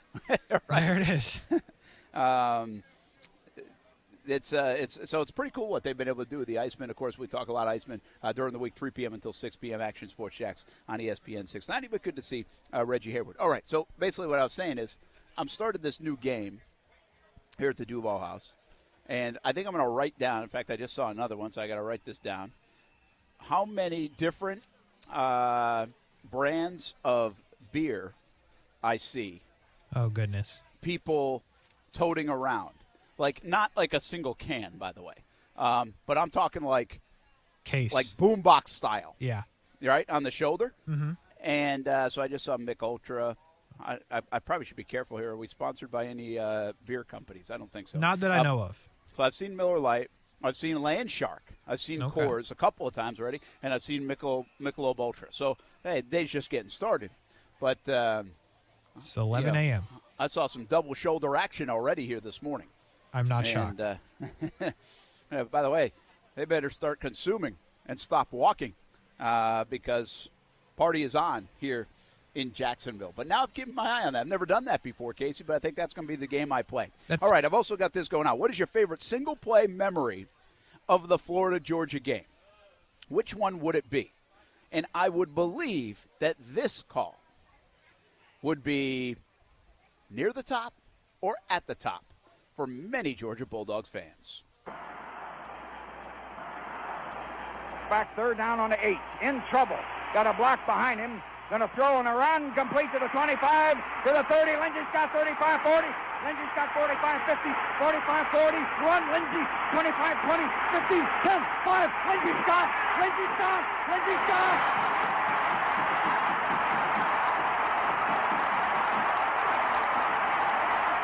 Well, I can't believe it. 92 yards, and Lindsey really got in a foot race. I broke my chair. I came right through a chair, a metal steel chair with about a 5-inch cushion. I broke it. The booth came apart. The stadium fell down. Now they do have to renovate this thing. They'll have to rebuild it now. This is incredible. You know, this game has always been called the world's greatest cocktail party. Do you know what is going to happen here tonight and up at St. Simon's and Jekyll Island and all those places where all those dog people have got these condominiums for 4 days? Man, is there going to be some property destroyed tonight. 26-21. Dogs on top. We were gone. I gave up. You did too. We were out of it and gone. Miracle. Ron Lindsey, Larry Munson on the call. One of the great calls of all time, right? I mean, in any sport, that thing is legendary and terrific. And how do you not chuckle a little bit when you hear the late Larry Munson call that play by Lindsey Scott? And you heard it yesterday, Casey. It makes you laugh a little bit, doesn't it? I laughed hysterically yesterday. I laughed hysterically now. It's just fantastic is the way I should describe it. That it just brings a smile to your face, and that's always a good thing. Yeah, I think, by the way, in this game, there's so many folks that know this game. They've been around this game for 20, 30, 40 years. I've been around this game since 2008, so I'm not one of those. I think there's also a younger generation that is like, yeah, okay, my parents talked about it or knew it, or maybe my parents didn't, but now I'm a Gator fan. Or, how many new fans of the Gators happened when Tim Tebow, was playing quarterback? Probably a lot. It didn't mean your parents were Gator fans. So how much do you know about this game? And what the cool thing about this game is how much you can learn about the history of it. And that every year those kind of moments still matter. Those kind of moments bring smiles to people's faces or memories of, oh, man, I hated when that happened. For that instance, of course, when the Gator fans didn't like that, right? So I think that's what's cool about this game, and you have many of them. Like, there are many landmark moments, probably since really like 1980, a lot of people bring up. Now, you could go all the way back, but that becomes a little bit more tricky. The video is not as clear the calls might not be as clear. And if you go to, like, let's just say 1980, you have Run, Lindsey, Run. And that was the national championship year. And this is what the Georgia Bulldogs are trying to do. They are trying to get back there for the first time. It's amazing how good the Dogs have been since 1980 on a lot of different years and consistency as of late. But they have not won a national title since 1980. As great as Herschel Walker was, they won it that year and not ever again. As great as some of the players they've had, from Matthew Stafford to Noshawn Moreno to A.J. Green to some of the defensive guys, Thomas Davis and others, they have not won a national title. And they've had some really good coaches along the way, too. And so that's why this is so big for Georgia right now, is because they're number one in the country, and the path is there. You can see it clear as day. They're good enough to get it done. They have a national championship caliber defense. I was about 3 years old in 1980, but if you read up enough, you know that Herschel Walker was national championship good in 1980. And so they had that guy. They had that part. Well, the part for this team is definitely the defense. And can they do everything else? The Dogs, by the way, came in number 2 in the country. I think I told you that earlier in the show. That year in 1980, they trailed 21-20 at the moment before Buck Ballou, who now does radio up in the Atlanta area, hit Lindsey Scott, and the rest is history. And the call is terrific for the 93-yard pass play and a 26-21 win. A year later, Herschel goes over the top. That was one of the big memories. Herschel over the top was the quote. And Georgia won that game 26-21. For the second year in a row, the score stayed the same. How about that? Isn't that pretty wild? That is strange. That was a 17-play, 95-yard drive. It was like the same situation, Casey. They were down 21-20, and they marched down the field. This one, 95 yards of march instead of a big play, 93 yards. So 80 and 81, just about the same. And it ends up with the same score. In 1984, we go to the Florida Gators and Kerwin Bell to Ricky Nattiel, and that becomes this huge play, 96 yards in a game that wasn't close, but the Gators get it done in 1984 to really kind of end that 80, 81, 82, 83 run of the Georgia Bulldogs. In 1985, the Georgia Bulldogs upset the Florida Gators, who in some polls were ranked number 1 in the country. For the first time in school history, in fact, and Georgia ended up winning 24-3. In 1993, the timeout. Now, this is different because there are 2 timeout stories here in this rivalry game, and this one goes, the Gators were up 33-26. Zaire and the Bulldogs wanted to drive into Florida territory in the final minute and a half. Zaire completed what appeared to be the game-winning touchdown or game-tying touchdown with 5 seconds to go in the game. But the Gators had called a timeout right before the snap to take the touchdown off the board. They wouldn't score, and the Gators end up winning. So that's a different version of the timeout that you probably know, Casey, and the younger generation knows, and I was here for, by the way, which was my first game. I'll get to that in a moment. Of course, in 94 and 95, the game goes to the Swamp and goes to Athens because the Gator Bowl at the time was being renovated here at this stadium to accommodate the Jacksonville Jaguars, who were just starting. And, boy, Florida whooped them, Steve Spurrier and company. So let's go fast forward a little bit to 2007, 2008, because this is more when I got here. I got here in 2008, and the year I got here was right after the stomp. And that's the video everybody sees. And this was a great 1-2 punch from 2007 to 2008, and then even beyond. But Noshawn Moreno scored first touchdown early in the game, and Mark Richt had basically – now there's different versions of this, but he told everybody to go out on the field, or not everybody, but to really celebrate that, to pump the crowd up. The whole sideline came off the field, as you can now know and see in the video. And the Georgia Bulldogs went on to win that game 42-30. Well, in 2008, Urban Meyer just talked about this week, how he said this was my favorite Georgia versus Florida game. He would say Florida versus Georgia, of course. And the Gators winning big in the end, and they utilized their timeouts at the end of the game to make it burn a little bit more for the Georgia Bulldogs. That was actually my first Florida-Georgia game. here in Jacksonville, and it added some intrigue and drama, and is one of the games that people remember. So that's a little bit of a rundown of some of the key plays. And you know what? Other people have other plays and moments in their life or times in their life when they came to this game that it means something. Listen, it's Texas-Oklahoma, it's Army-Navy, it's Florida-Georgia. It's 3 neutral site games that are left in our college football world, and I'm sure the Oklahoma-Texas fans say that's one. Florida-Georgia fans should say that's the best one. Army-Navy, quite frankly, might be the best one because it's the most unique of anything. But the history tells the story when you get to those games, and we're fortunate to have one of them right here in Jacksonville and ongoing, and more memories to be made. What happens today? Can Florida pull the upset? That's the story here in Jacksonville on a Saturday, as they are 2-touchdown underdogs to the number 1 ranked team in the country, the Georgia Bulldogs. Brent Martineau, Casey Kurtz. It's Game Day Live on ESPN690 from the DUUUVAL house, and we are here until 1:30 talking Florida, Georgia. We'll mix in some other college football. Talked a little Jags with Stuart Weber a short time ago, and we'll continue to do so all the way up until 1:30 when we hand off to Florida State coverage on ESPN690. We will hustle in and have our Battle of the Border pregame show at 2 o'clock on CBS 47, and then full coverage after that. All right, Casey, you're a little bit of a Gator fan. I don't know about a lot of bit of a Gator fan, but you do a good job of kind of holding back on it. You feel awful about today's game coming in? You feel like upset possibility? You love the fact that it's a rivalry game and you're 2-touchdown underdogs, and maybe Mullen can play that up. What are your thoughts from a Gator perspective on this football game? Yeah, I think I don't think that the upset is going to be fully complete today, so I'll start there. But I think you have to like, Dan Mullen, when he is in this situation, he tends to rise to the occasion.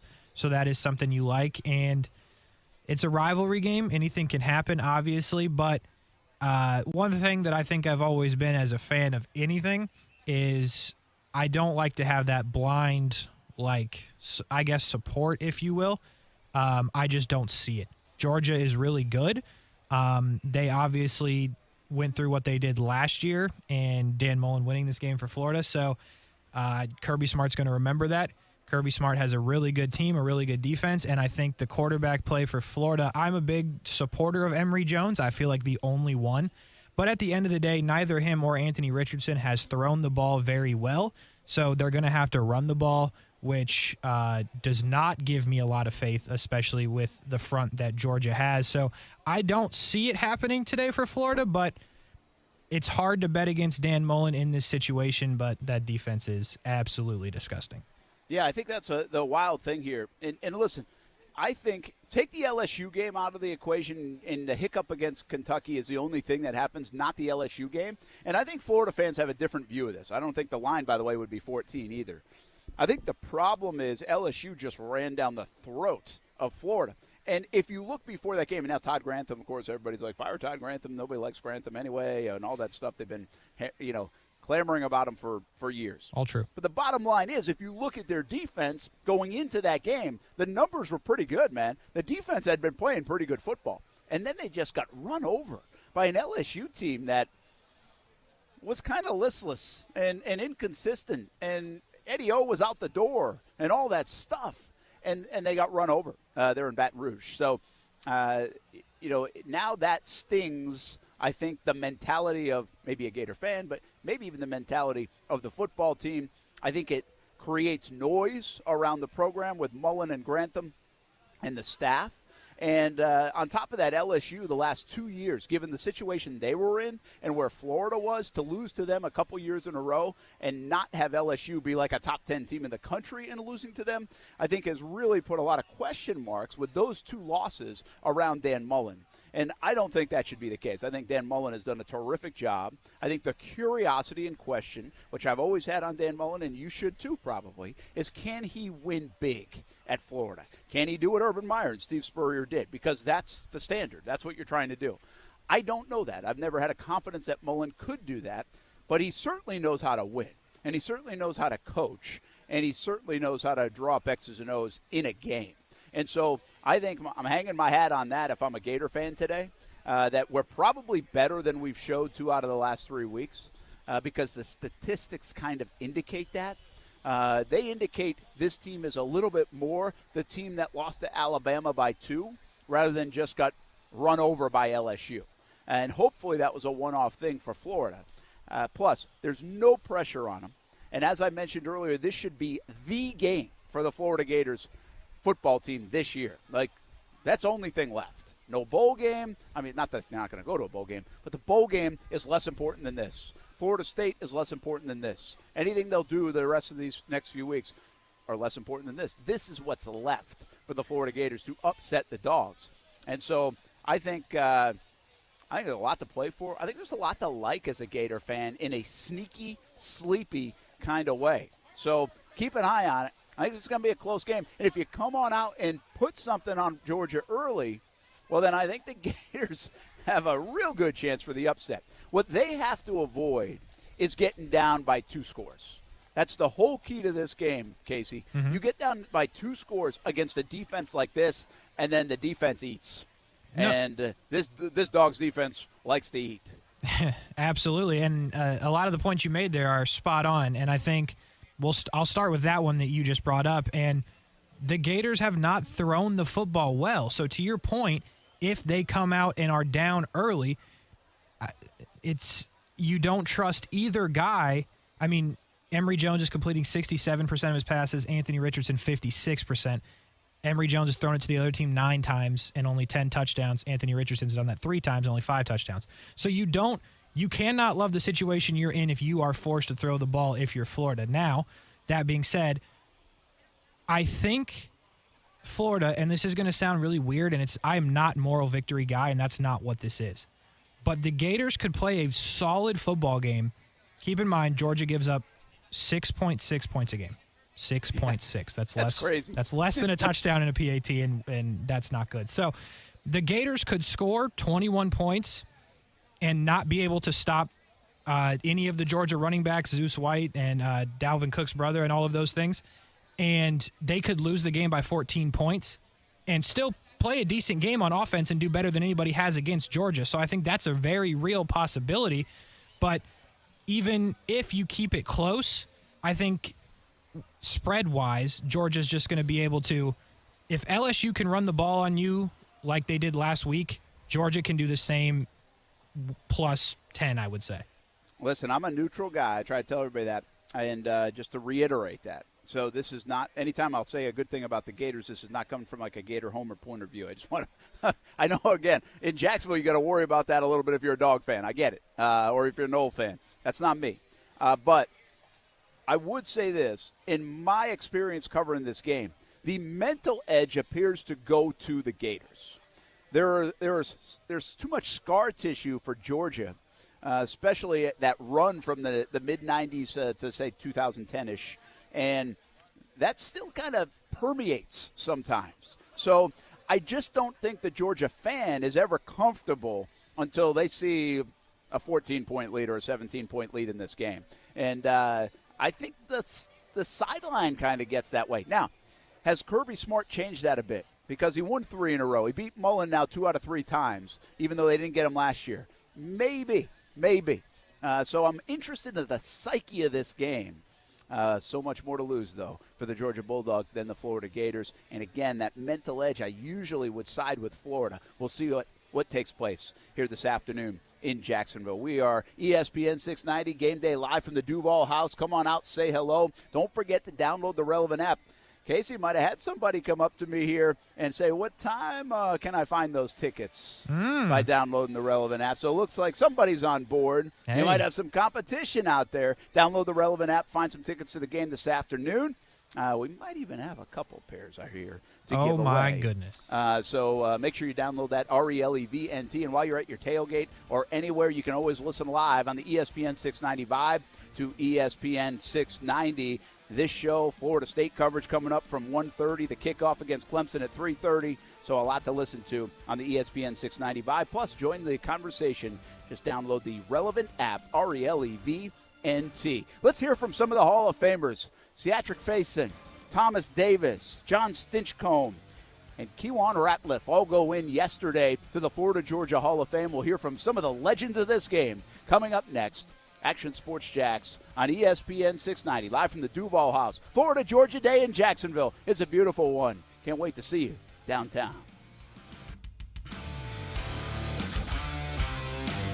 Real-time, authentic conversations and a chance to win Florida Georgia tickets. How can you do that? Well, you download the Relevant app, RELEVNT. Relevant app is a new group messaging app that drives those real-time, authentic conversations.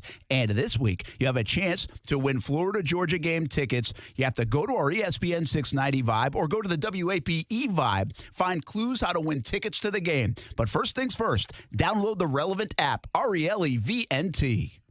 Now, the First Alert forecast on ESPN 690. Partly sunny, breezy, kind of cool today, but really very pleasant. Highs will be near 70 degrees. Clear tonight, we drop down into the upper 40s. A sunny and nice Sunday. Tomorrow afternoon's high 70 to 75, and then Halloween evening will be really pleasant for the trick-or-treaters as temperatures drop through the 60s. From the First Alert Weather Center, I'm CBS 47 and Fox 30 Action News Jack's Chief Meteorologist Mike Burrish. The Weather Center is brought to you by Beard's Diamonds, where now you can save up to 41% off during Beard's anniversary sale. The way you set up the tree, how you hang every light. The holidays are what you make them. Make them even more with Lowe's. With everyday low prices on pre-lit artificial trees starting at $99 and Christmas lights at $298. Even festive inflatables starting at $14.98. So you can make your holiday twice as nice, twice as merry at Lowe's. Home to any budget, home to any possibility. While supplies last. Available on Lowe's.com everywhere. About 10/28 through 11/3. Slip and falls can be embarrassing, leaving you in pain and feeling like you've lost control. I'm Glenn Levine from the law offices of Anna Jarn Levine. After a fall, document the scene by taking photographs. Make sure to get medical attention for any injuries you may have. If you've been injured in a slip and fall, call the law offices of Anna Jarn Levine at 904-600-4000. That's 904-600-4000 for a free consultation. And take back control of your life. Office in Jacksonville. Just be positive. Your Community First Mortgage champions make sure you get a great rate, a quick close, and can save you about $3,000 in closing costs. Apply at communityfirstfl.org. Community First Credit Union. Just be yourself. Federally insured by NCUA, Equal Housing Lender. He's kept you ahead of storms. This is going to be a very active afternoon of storms. He's taken you inside storms. Look at the reds then that have shifted a little south of Jacksonville. And for 33 years, the Chief has seen it all. Forecasting severe weather days in advance. So when storms are headed your way, there is only one meteorologist to turn to tonight, the Chief. The knowledge and experience of Jacksonville's Chief Meteorologist, Mike Burrish. Action News Jack's First Alert Weather, only on CBS 47 and Fox 30. Have you wanted to speak a new language but thought it'd be too difficult or take too much time? Then try Babbel. In just 15 minutes a day, Babbel teaches you conversations that you will actually use. With 14 languages and lesson topics like travel, business, relationships, and more, you'll learn what matters most to you. Babbel. Language for life. Learn a new language with ease. Go to Babbel.com to try for free. That's BABBEL.com. If you're like me, you come home from work and walk through a messy garage hurdling shoes and bats and bikes. Well, get the easy garage solution that I got. It's called Easy Garage Solutions. One-of-a-kind monkey bar technology that will last a lifetime. Hang the bikes and the lawn equipment. Easy Garage Solutions. Shelving and overhead storage for boxes and bins. Easy Garage Solutions. Cabinets and flooring available too. Easy Garage Solutions. Find them at easygaragesolutions.com.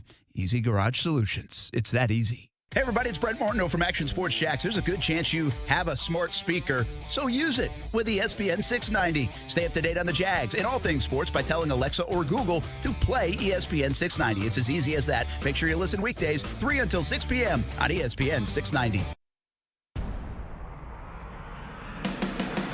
I think it's unfortunate that defensive players don't get mentioned for it. And I'm not necessarily advocating Jordan. I'm advocating defensive players because I feel like the NFL values that. And if you look over time, outside of the quarterback position, which they have to draft, and they get drafted every year, 4 to 5 guys on average at quarterback. Outside of that, you have defensive players taking the top 10 every year because they can change the game, whether it's pass rush or corner or somebody locking somebody down or whatever the position may be. But, it is what it is, and it's an award that has become quarterback, receiver, running back heavy. That is Kirby Smart, and he might have a couple defensive guys that could be worthy, especially Jordan Davis. He is it would be one thing to win the Heisman Trophy as like a corner and get all these interceptions. Another thing to just be but be the big guy that's clogging up everything in the middle, But you can make the case from he is one of the most valuable guys in the country, no doubt about it. So much so, I'm kind of hoping he falls to the Jags or lands with the Jags next year. I think they could really use that help on the interior if you look at the first 6 games. So Jags could be in line for a guy like Jordan Davis, 345-pound guy. He's a monster of a man. He's agile, though. Takes up a lot of space and can still get to the quarterback. Austin Lane talked about it this week on Action Sports Shacks on ESPN 690. All right, we got to tell you what, you get these waves of people coming in, and Georgia and Florida fans all over the place. I'm after right now what are people? I think I just saw a craft beer one of those sample cases that you get like at Publix or Winn-Dixie or something like that. Mm-hmm. So it's hard to tell exactly what brand it was. There's too many colors on it, but I think we had it might have been something like I'm trying to think of one because I like craft beer stuff. So maybe like a Sierra Nevada. Okay. All right. Yeah. And they got like 3 of each different of the kinds. I think I just saw that. So I'm locating how many brands of beer I see. This guy's observant. Yes, on the shoulders. Now, I'm not talking about single cans. I'm talking about you got to have like the 12-pack. You got to go all out. Yeah. It's plenty of coolers, so those are hidden. But I've got a new game that I'm playing right now, too. Third game of the day.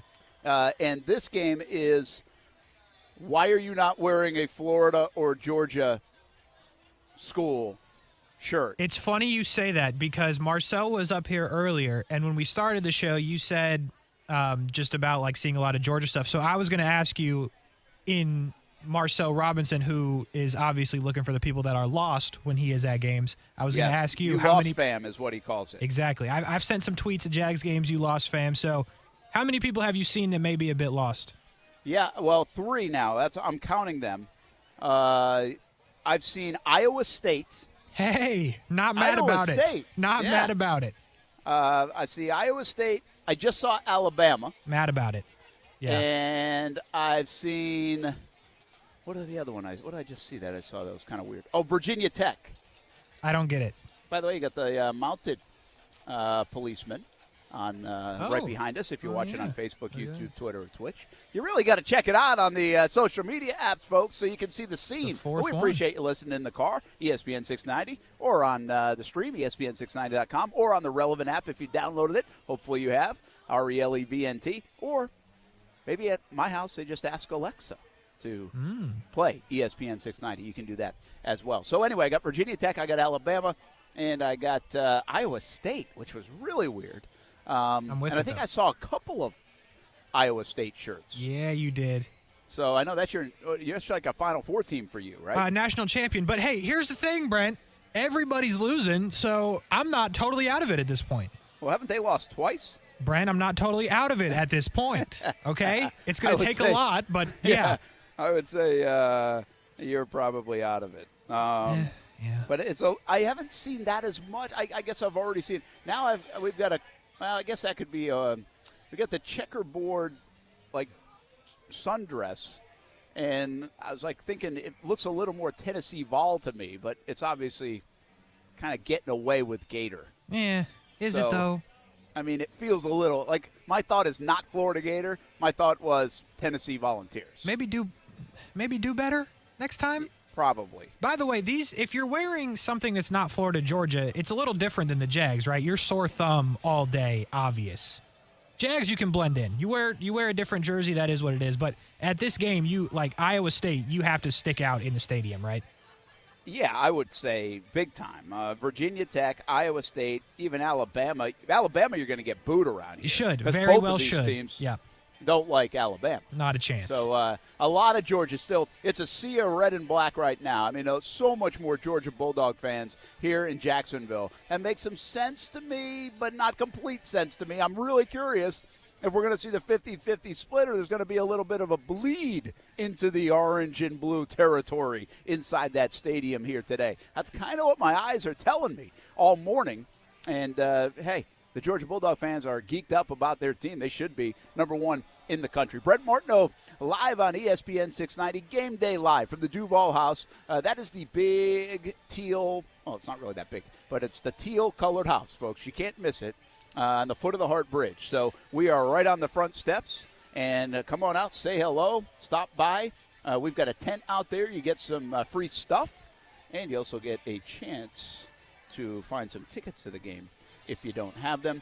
Wreaths Across America is the charity outfit here today. Always do a charity along with the DUUUVAL house, so it's good to see them. They have information on how you can support and help. I also see like the Georgia Bulldog Alumni Association out here. Interesting. So I do say this. I've been to Athens a couple times, but I've never seen a game at Sanford Stadium. And I say that if I had seen Athens, I've been to a few places now, and there were some great, Gainesville's a great place. Tallahassee's a great place. I've been to Auburn. I've been to Mississippi State. I've been to Clemson. Clemson's fantastic. And I've been to Baton Rouge before because I worked over there. I've been to Columbus. I've been to Michigan. I've been to a lot of places. But I did say, like, when I went to Athens for a couple years in a row, this week we would go on, like, Monday, Tuesday because we do so much TV. And then the Jags started going to London, so that stopped that trip. And then now the pandemic the last couple of years, so it became very difficult. But when I went for a couple of years, I was like, you know what? If I had seen Athens, Georgia, before I picked old Ashland University, I probably would have gone to Athens, Georgia. Really? Now, couldn't have played baseball there, most likely, so maybe that would have deterred me. But I was like, that. I had never seen any of the campuses in the South anyway. So it was a little bit different being from the New England area. Yeah. I just never had ventured to them, and I really didn't look. But for me, it was between Syracuse and Ashland because I knew what I wanted to do, and Syracuse had a good program. Syracuse just didn't have a baseball team, not even a club team. They didn't have a team? No, but, shoot, man, it snows like 3 feet half the year there. So, yeah, okay. But I thought maybe they would have a club team. I think at one time they did have a club team, or maybe now they do. But yeah, that was it. So that's why I ended up going to Ashland University. But I always have said that about Athens. I think many people would agree, even if you're a Gator fan. Athens is a beautiful place, great college town. And I have to get up for a game, though. I have not seen a game at Sanford Stadium. The schedule in the fall with the Jags and everything else just hasn't allowed for me to do that. You know who has seen some games and played in some games at Sanford Stadium? Thomas Davis. What a career this guy had in the NFL. What a man. Walter Payton Man of the Year award winner, I think, in 2014. I got to MC the Florida-Georgia Hall of Fame luncheon yesterday and sit next to Thomas and see him interacting with his family, and what a moment it was for him to be inducted into the Florida-Georgia Hall of Fame. A legend at Georgia. Said he was, I think, the last guy on his team to get a scholarship, the first guy to be drafted.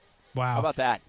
What a story he is. Now lives in Charlotte. He's retired after 16 NFL seasons, and caught up with Thomas Davis, one of the Dogs legends, yesterday at the Florida-Georgia Hall of Fame induction ceremony. Well, congrats, man.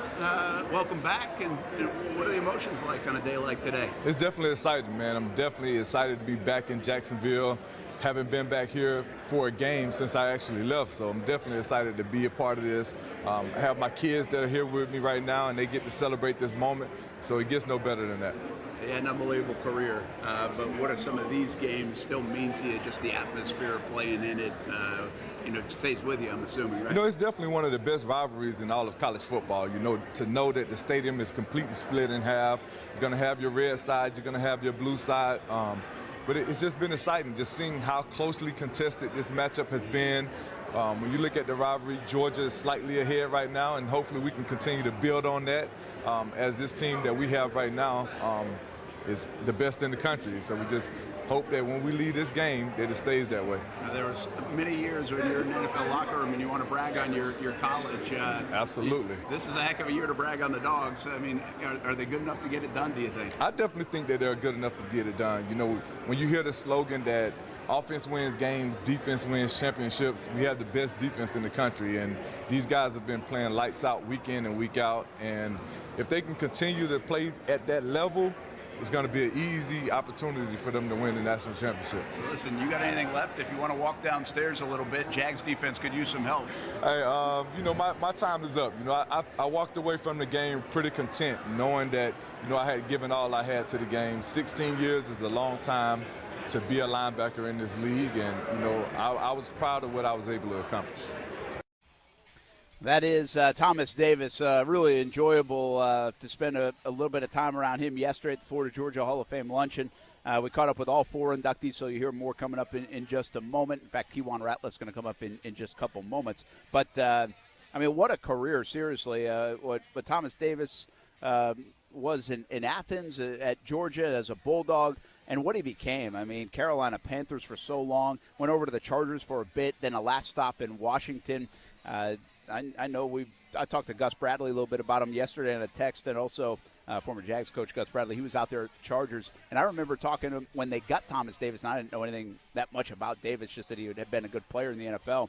And, man, they were so fired up to get him. And Gus said yesterday, and I showed this text to Thomas Davis, he said, I love that guy. You know, they love the man, Thomas Davis, which is really cool to hear amidst all the accolades on the football field as well. Another story, I was telling him what I always say on this show, on our show over the years, said I wouldn't play for $1 million in the NFL a series. And I mean it. And I was telling him, I said, I wouldn't do that. The funny thing what Thomas Davis said is he's like, I wouldn't do that MMA stuff. And I was telling him about Austin. Right. I was like, well, he's done both. I said, he does it. He tells us actually it's safer than like boxing. So yeah. I was trying to talk him into doing the MMA. But he said, no way. He's like, my knees. He had 3 ACLs in a row. I think he said 2009, 10, and 11. Same leg, same knee. And I vaguely remember that. I was like, my goodness. I didn't remember it was 3 in a row. I thought it was like a couple in a short span. So that was Thomas Davis. Good to see him, and delivered a nice speech at the Florida Georgia Hall of Fame. By the way, Brent, yesterday. I'm going to need a little more sales pitch from you. Like, hey, can you come downstairs and play for the Jags? Not like, hey, man, we need you right now. Like, I know he's out, but, like, give me some energy there, Brent. We need this guy. Well, I guess. The problem is that they weren't downstairs. They'd already left for Seattle. Well, Brent, you have some connections. Tell him to hold the plane. Hold the plane. Hold the plane. All right. How about Keywon Ratliff, a guy that could do it all at the University of Florida, and still is involved, by the way, with the Gator football program now. Sharp-dressed man yesterday also delivered a fantastic speech after being inducted into the Florida Georgia Hall of Fame class of 2021. And we were able to, with Action Sports Shacks, catch up with Keywon Ratliff. Let's just start. When you found out, what did it mean to learn that you were going into the Florida Georgia Hall of Fame? I mean, honestly, I was talking to my son about it. When I was younger, you know, playing, things like awards and accolades, you just accepted them and you expected them. But now that I'm a little older, I got kids that are older now. I get to see their reactions. It means the world to me, because now that I'm a has-been, so to speak, things like this just reminds me that all that hard work and all that dedication, it actually meant something. And I have a legacy that I can leave behind, that people will always mention my name with all the greats that came along in this game. And people always have memories of this game, the ones in the stands and the guys on the field. Let's hear some of your favorite Florida Georgia memories. What do you think of when you think of the games here in Jacksonville? I mean, Georgia fans ain't gonna like to hear this, of course, but one of my favorite memories is I believe it was 2002, playing against that Georgia team they was pretty stacked. I mean, similar to the team that we're gonna face out here tomorrow. They had a lot of NFL talent, a lot of guys that went on to play a long time in the NFL, and we were struggling. We were, it was the first year of Coach Zook. We had a few losses we shouldn't have had at the time, and our backs were against the wall coming in here. We knew, we weren't supposed to win that game. In the fourth quarter, I mean, he's a dear friend of mine now, I can admit that, but at the time I didn't like him. He had on red and black. But Terrence Edwards made a beautiful move on us in the fourth quarter, and he had a big drop. And that's my all-time favorite memory of the Florida-Georgia game, is him dropping that game-winning touchdown. I guess last one for me, this group that you're going in with, it's got to be cool for you and Seatric, former teammates around at the same time, went through some of those same struggles to get to go in together this year. Oh, man, it's definitely great to go in, and it's icing on the cake to be able to go in with my little brother. I mean, being able to watch C4 come in and the swag and the demeanor that he carried as a freshman, and to see him now that we're old and gray and we got kids and he's coaching high school now, and to see the maturity and the things that he's been through in his life and that I've been through and the things that we know about each other, I mean, I couldn't have asked to go in with anybody better than my brother C4. Well, that's Keywon Ratliff, a terrific guy, delivered a terrific speech. You just heard it there. A lot of the same messages, too. And SEC Defensive Player of the Year, first-team All-American for the Gators, and kind of did a little bit of everything for the Florida Gators. And now he goes into the lore of this game as well as a Florida-Georgia Hall of Fame inductee class of 2021. Hey, Casey, I'm going to take a break. We're ESPN 690, live from the DUUUVAL House, Game Day Live, and the Georgia Bulldogs band has just showed up here. And so I want to get some video. Maybe we can play it back. I'll send it to you if it all works out. But let's take a break. We'll be back on ESPN 690. It's Florida-Georgia Day here in Jacksonville. We'll hear from Seatric Faison. We'll hear from John Stinchcomb still to come.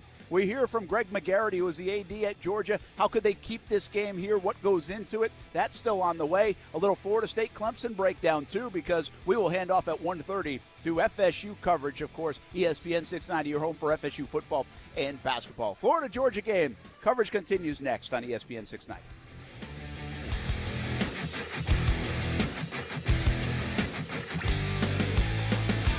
Royal Palm Village Wine and Tapas is hosting its 10th anniversary Grand Wine Tasting Festival Saturday, November 6th from 2 to 5 p.m. Tickets are only $35 and include a souvenir wine glass, over 200 wines, craft beer, and live music. Proceeds benefit the Child Cancer Fund, a local organization that helps children and their families fighting pediatric cancer. Join us November 6th at Royal Palm Village in Atlantic Beach. For tickets and information, visit royalpalmwines.com. Once-in-a-lifetime savings. Before the holidays? It's never been done before.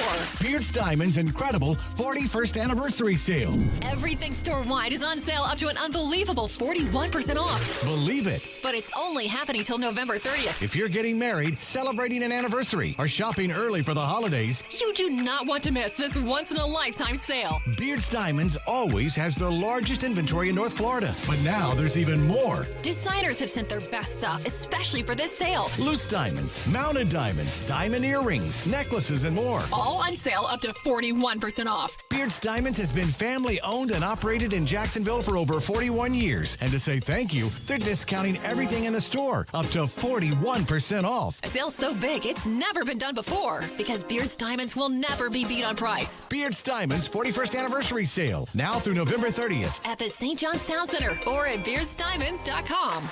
Hey, boss, explain to me again why we're here at this pumpkin patch in the middle of the night.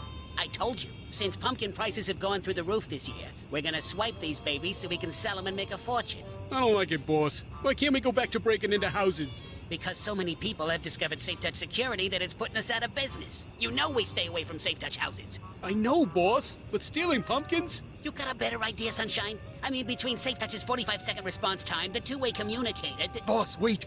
What is that? Over there near that big pumpkin.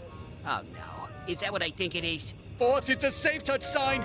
The patch is wired. Quick, get to the van. I'm going, boss. They must have video monitoring. Curse you, Lester Jackson. Let's get out of here. Oh, I hate Safe Touch. Folks, know to stay away from Safe Touch houses. Hi, I'm Lester Jackson, president of Safe Touch Security Systems. No one beats our technology or our price. Call 886-4664 or go to safetouch.com. State license number EF233. Just be confident. Community First makes smarter banking simple so you can relax, knowing you're managing your money the right way. Yours. Visit justbeyourself.com. Community First Credit Union. Just be yourself. Federally insured by NCUA. Hey, we get it. You don't want to be hearing a Progressive commercial right now, so let us tell you something you do want to hear. No one is funnier than you. People laugh just thinking about the things you've said. I'm laughing at one of them right now. Coworkers repeat your jokes at the office, but they're never as good as when you tell them, and shame on them for trying. There, Don't you feel better? You'll also feel better knowing you could save when you bundle home and auto with Progressive. Although I'm sure you'd have a funnier way to say that. Progressive Casualty Insurance Company affiliates and other insurers. Bundle discount not available in all states or situations. I'm Serena Williams. You watch me live on TV. And I'm that voice from movies you watch on demand. DirecTV Stream brought us together to save the world.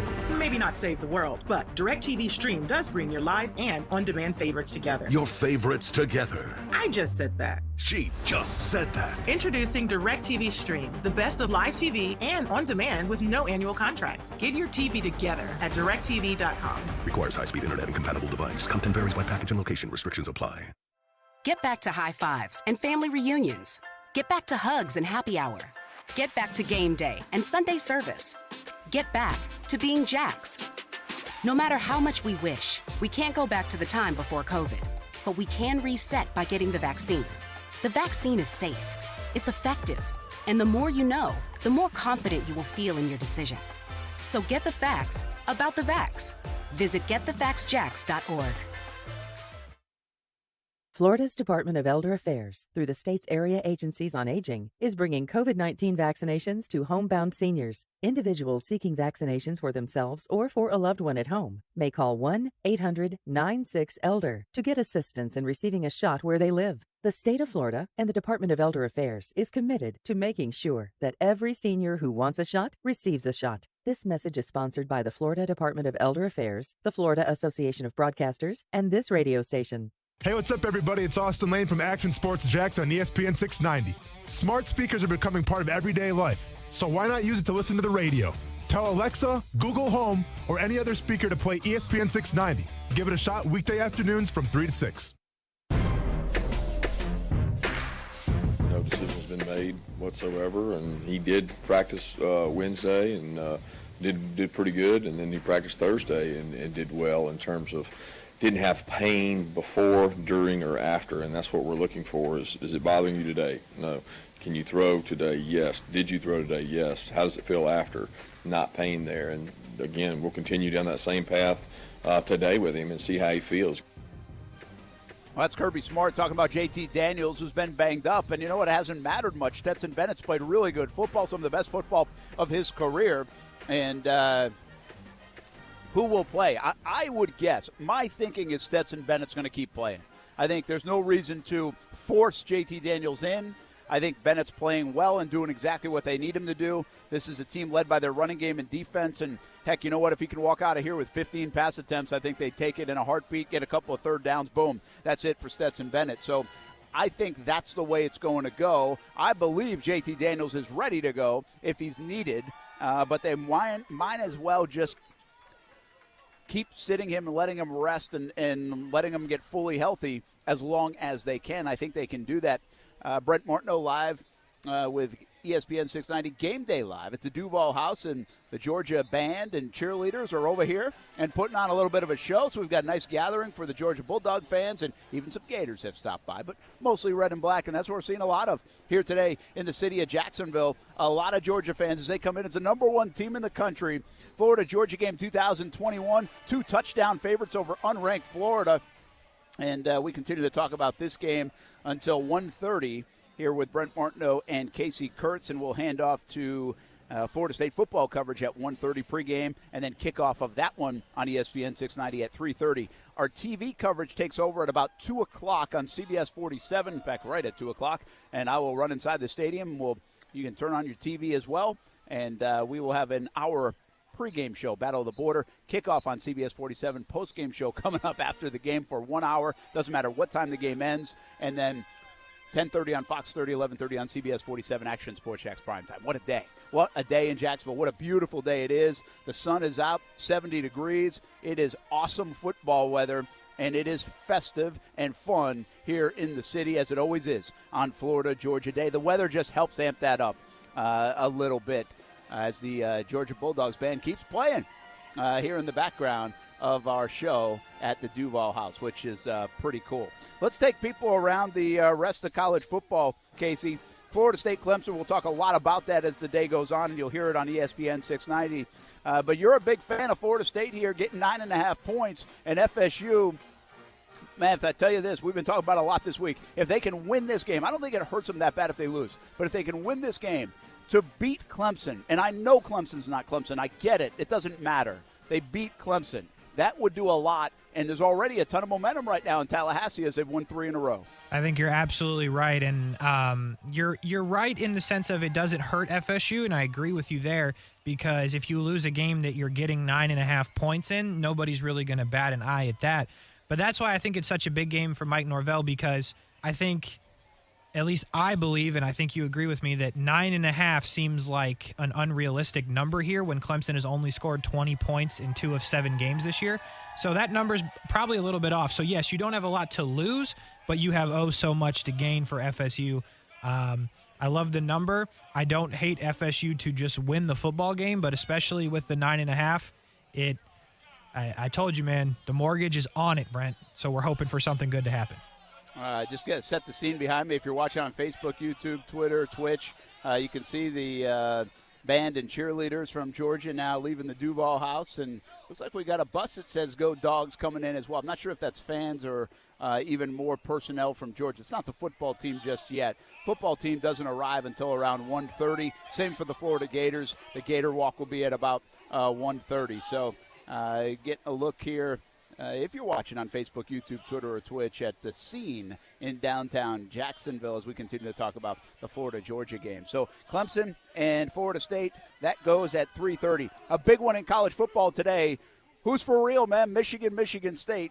They kick at noon, I believe. That's correct. That is a huge game in the Big Ten. Yeah, it's going to kick in about 6 minutes here till noon. And who would have thought we'd be at the point where Michigan State is the number 18 in the country, and Michigan is the number 6 team in the country. It's a huge matchup. If I asked you that at the beginning of the season, you'd say, no way this matchup right now would be what it is. I think it's incredible. I think it's good for college football because unlike this game where I have at least, some what I care about, Michigan State, if Michigan's good, I'm happy. Michigan State, also good. Ohio State. I have no favors where I'm going in that part of the country. So I think it's better for college football when Michigan State's good or Michigan's good. So I'm for it. Yeah, I think it'll be a good one there. I don't know. I mean, like Mel Tucker, Scotty Hazelton, those guys, Michigan State. I don't know what happens here. That will be an interesting one to watch. Michigan State, I'm going with them with the points, but I don't know if they actually win the game. Penn State, Ohio State plays later tonight. Another one in the Big Ten. The Big Ten's going to start eating itself up a little bit, right? I mean, they've had 4 teams highly ranked this year. Ohio State's really cooking right now. I think they're the team to watch other than Georgia and Alabama in the country at the moment. Yeah, you can never bet against Ohio State, especially what they've been doing for what seems like my entire lifetime, which is only 24 years, but still. I think I agree with you that the Big Ten is going to be in a dogfight with itself. Because Penn State, I don't believe in Penn State. Obviously, they've had a nice couple wins this year. A team like Iowa as well, who was number 2 at one time. Now they're playing a Wisconsin team that's unranked. The Big Ten is just an interesting enigma of football. I don't know what you're going to get besides the fact that I'm pretty sure Ohio State, to your point, is going to be solid each and every week. It's amazing you have such a great defense at Wisconsin and be unranked. I don't know how that happens. Ole Miss and Auburn, 10-18, going at it today, a top 20 matchup. Keep an eye on that one as well. Cincinnati, if you're looking to see if they can get upset, probably not. They play Tulane. Remember, Tulane played Oklahoma tough in the opener of the season. Well, they've only won one game since Cincy, a 28-point favorite. So I doubt the rest of the teams in the country will get help with a Cincinnati loss here on this Saturday. North Carolina plays Notre Dame. That is one to keep an eye on as well. All right, let's take a break. We are live on ESPN690, Game Day live from the DUUUVAL house. You got Gator fans right here. We got Georgia fans everywhere. We got a Florida State fan right there, too. Here you go. You lost, fam. We got Florida State. We had Virginia Tech, Alabama, Florida State, Iowa State we saw today already. Incredible. Guys at the wrong game. I mean, what are you drinking to have Florida State stuff on? It's a bold move. The party is on here in Jacksonville. A lot of fun as the crowd builds and we get closer and closer to kickoff. More to come. We've got another 90 minutes. I've got about 45 minutes or so, and then I got to hustle over to TV. But Casey's got you the rest of the way. We'll hear from Seatric Faison, John Stinchcomb, Greg McGarity, and more on ESPN 690 when we come back.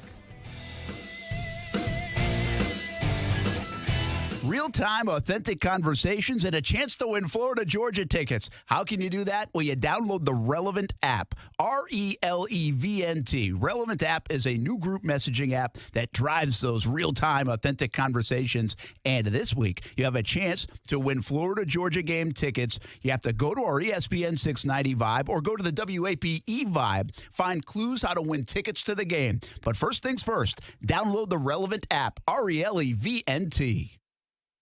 You're pregnant. How far? 1 month, 2. No doctor yet. I can't afford it. Protect yourself and your baby. The health department can help you out. Test for STDs. I don't have diseases. You don't know. You don't always have symptoms. STDs make you and your baby sick. I don't want my baby sick. No one cares more about your baby than you.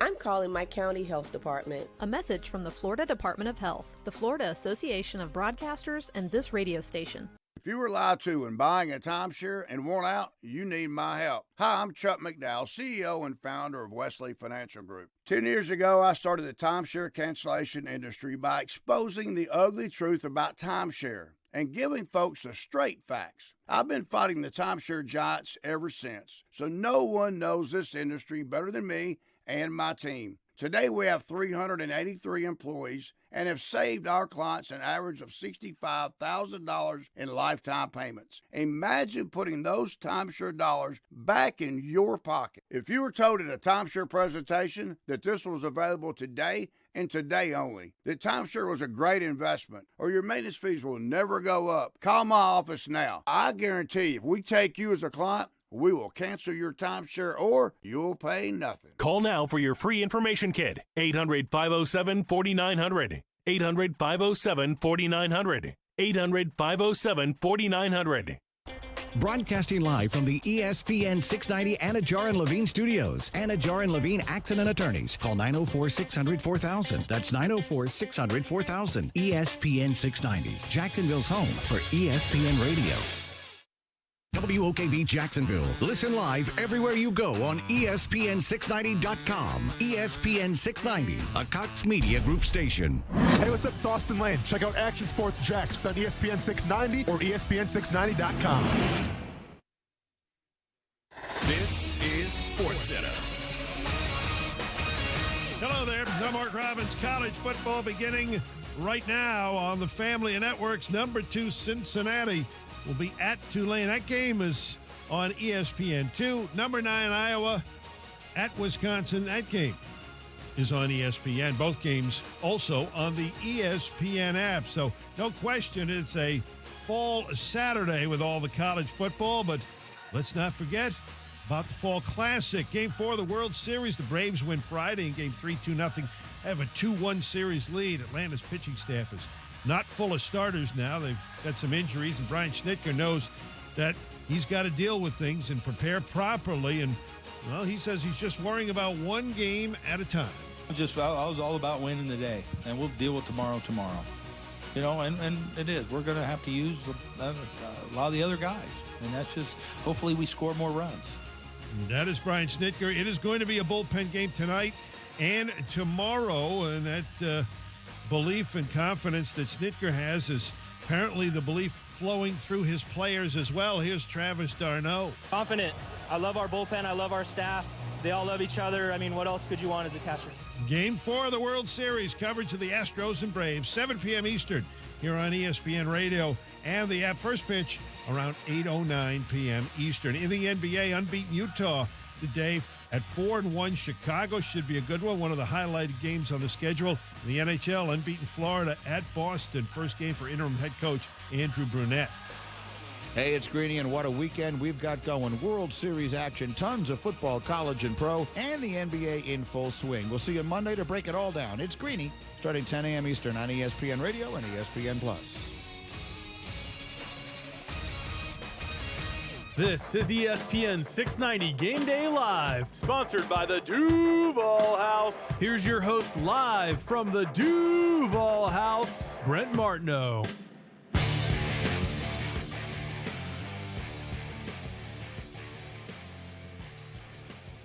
Hey, welcome back, everybody. We are live at the DUUUVAL House, right on the front steps. In fact, it's a beautiful day in downtown Jacksonville, and we've got a big one as the noon hour now hits. 3.5 hours away from kickoff here in the River City at TIAA Bank Field, and that means we will take you until 1:30. Here on ESPN 690 at 2 o'clock, our TV coverage begins on CBS 47, and that will last all the way until midnight. Essentially, you can watch the game on CBS 47, post-game show included, Action Sports Jax primetime a little later. If you're a Knowles fan, college football fan, flip on ESPN 690, 1:30, FSU coverage begins. We are your home for Florida State football and basketball. Like a big one in Clemson today, and that game kicks at 3:30. Some of the games already kicking off around the country, and that includes Michigan and Michigan State. Brent Martineau here, Casey Kurtz back in the Action Sports Jax studios, doing big-time work these last couple of days and bringing us this special coverage from the DUUUVAL House here on Florida, Georgia, Saturday. And some days you get rain, some days it's super hot, and some days it's absolutely perfect. Just beautiful, breezy conditions and 70-degree temps. Sunny skies here on a Saturday in late October in Jacksonville, Florida. And this place is hopping as you would expect. Annually it does, no matter the weather.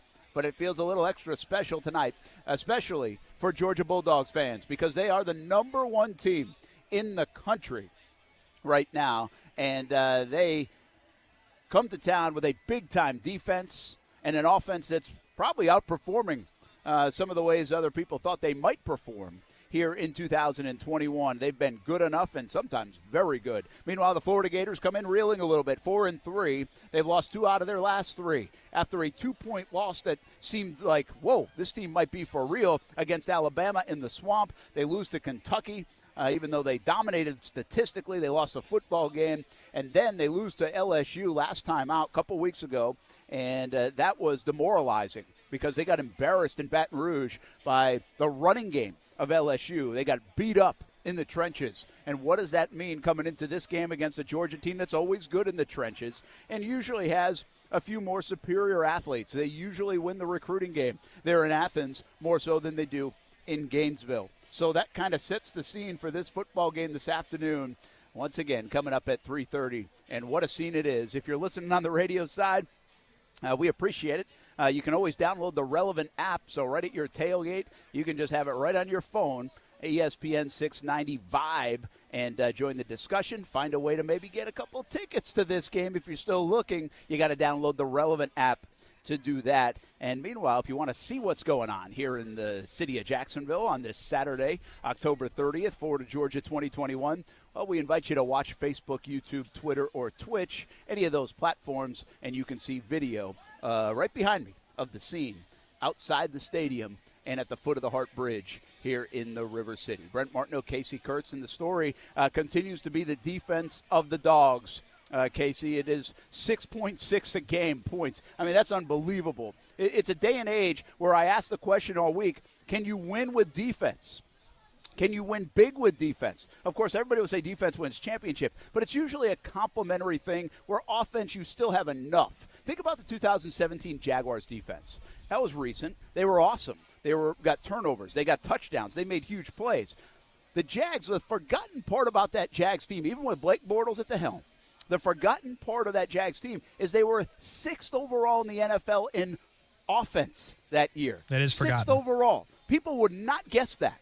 And they were. They could run the football. I think they were best in the league in running the football. And they were 6th overall. And in December when they took off and won the division, they were able to throw the ball and win big over teams like Seattle and Houston and others. So that's an example that, hey, defense, you can still be the staple. Defense can be your identity, but you still have to, most of the time, this day and age, in football, at any level, be able to score the football, be able to make a play on offense when it matters, be able to run when it matters. And I think you look at a team like the Rams last year, that's why they went and got Matthew Stafford in the NFL, because they didn't feel like they had that, even though they had a very good and dynamic defense. Well, I wondered that about the Georgia Bulldogs this year. Okay, the defense is awesome, unbelievable, maybe historically good, but can they do enough on offense? Well, their running backs have proven to do so, and JT Daniels and Stetson Bennett have also proven that, with a receiving core that is not widely known around the country. But Todd Monken, who used to coach Jags wide receivers here in Jacksonville and has kind of made his way around the NFL and college football. He is doing a fantastic job with the offense. I think they've outperformed. They've impressed me. They've been consistent. And, of course, they do have the luxury of having this unbelievable defense behind them. So can a defensively dominating team win it all in college football? And I think the answer in this year's college football is yes, Casey, because we do not have a lot of good quarterbacks across the country. And meanwhile, we don't have a lot of good offenses around the country. We have a lot of inconsistencies on the offensive side of the ball. One hesitation there in my world is Ohio State seeming like they're coming on, right? They started slow, but Ohio State is now pouring it on. Are they really this good? We're about to find out tonight against Penn State, later down the road against Michigan. But I do wonder in this day and age, can you win with so much defense and maybe not an electricity on offense when you need it? The Dogs are trying to prove that you still can. Yeah, and to your point, I think it's spot on. When you don't know who's going to win the Heisman, that's a start to tell you that the quarterbacks have not been elite this year all around. So, yes, I think this is the perfect year for Georgia to have this incredible defense because you can stop anybody because nobody has proven to be better than your defense. And I think Austin Lane talks about it a lot, more so in the NFL. You play defense, you run the football well. They call him Zeus White, and he runs the football incredibly well. James Cook, Kendall Milton, they run the ball, and that's what they do. All three of those guys are averaging 4.8 or more a carry, which is incredible. And to your point on the wide receivers, their leading reception guy is only 25 catches. Now, granted, he does have 7 touchdowns, but only 25 catches for your leading receiver on Georgia is incredible that they've been able to do this. But, Brent, when you're giving up 2 field goals a game, all you got to do is kick 3.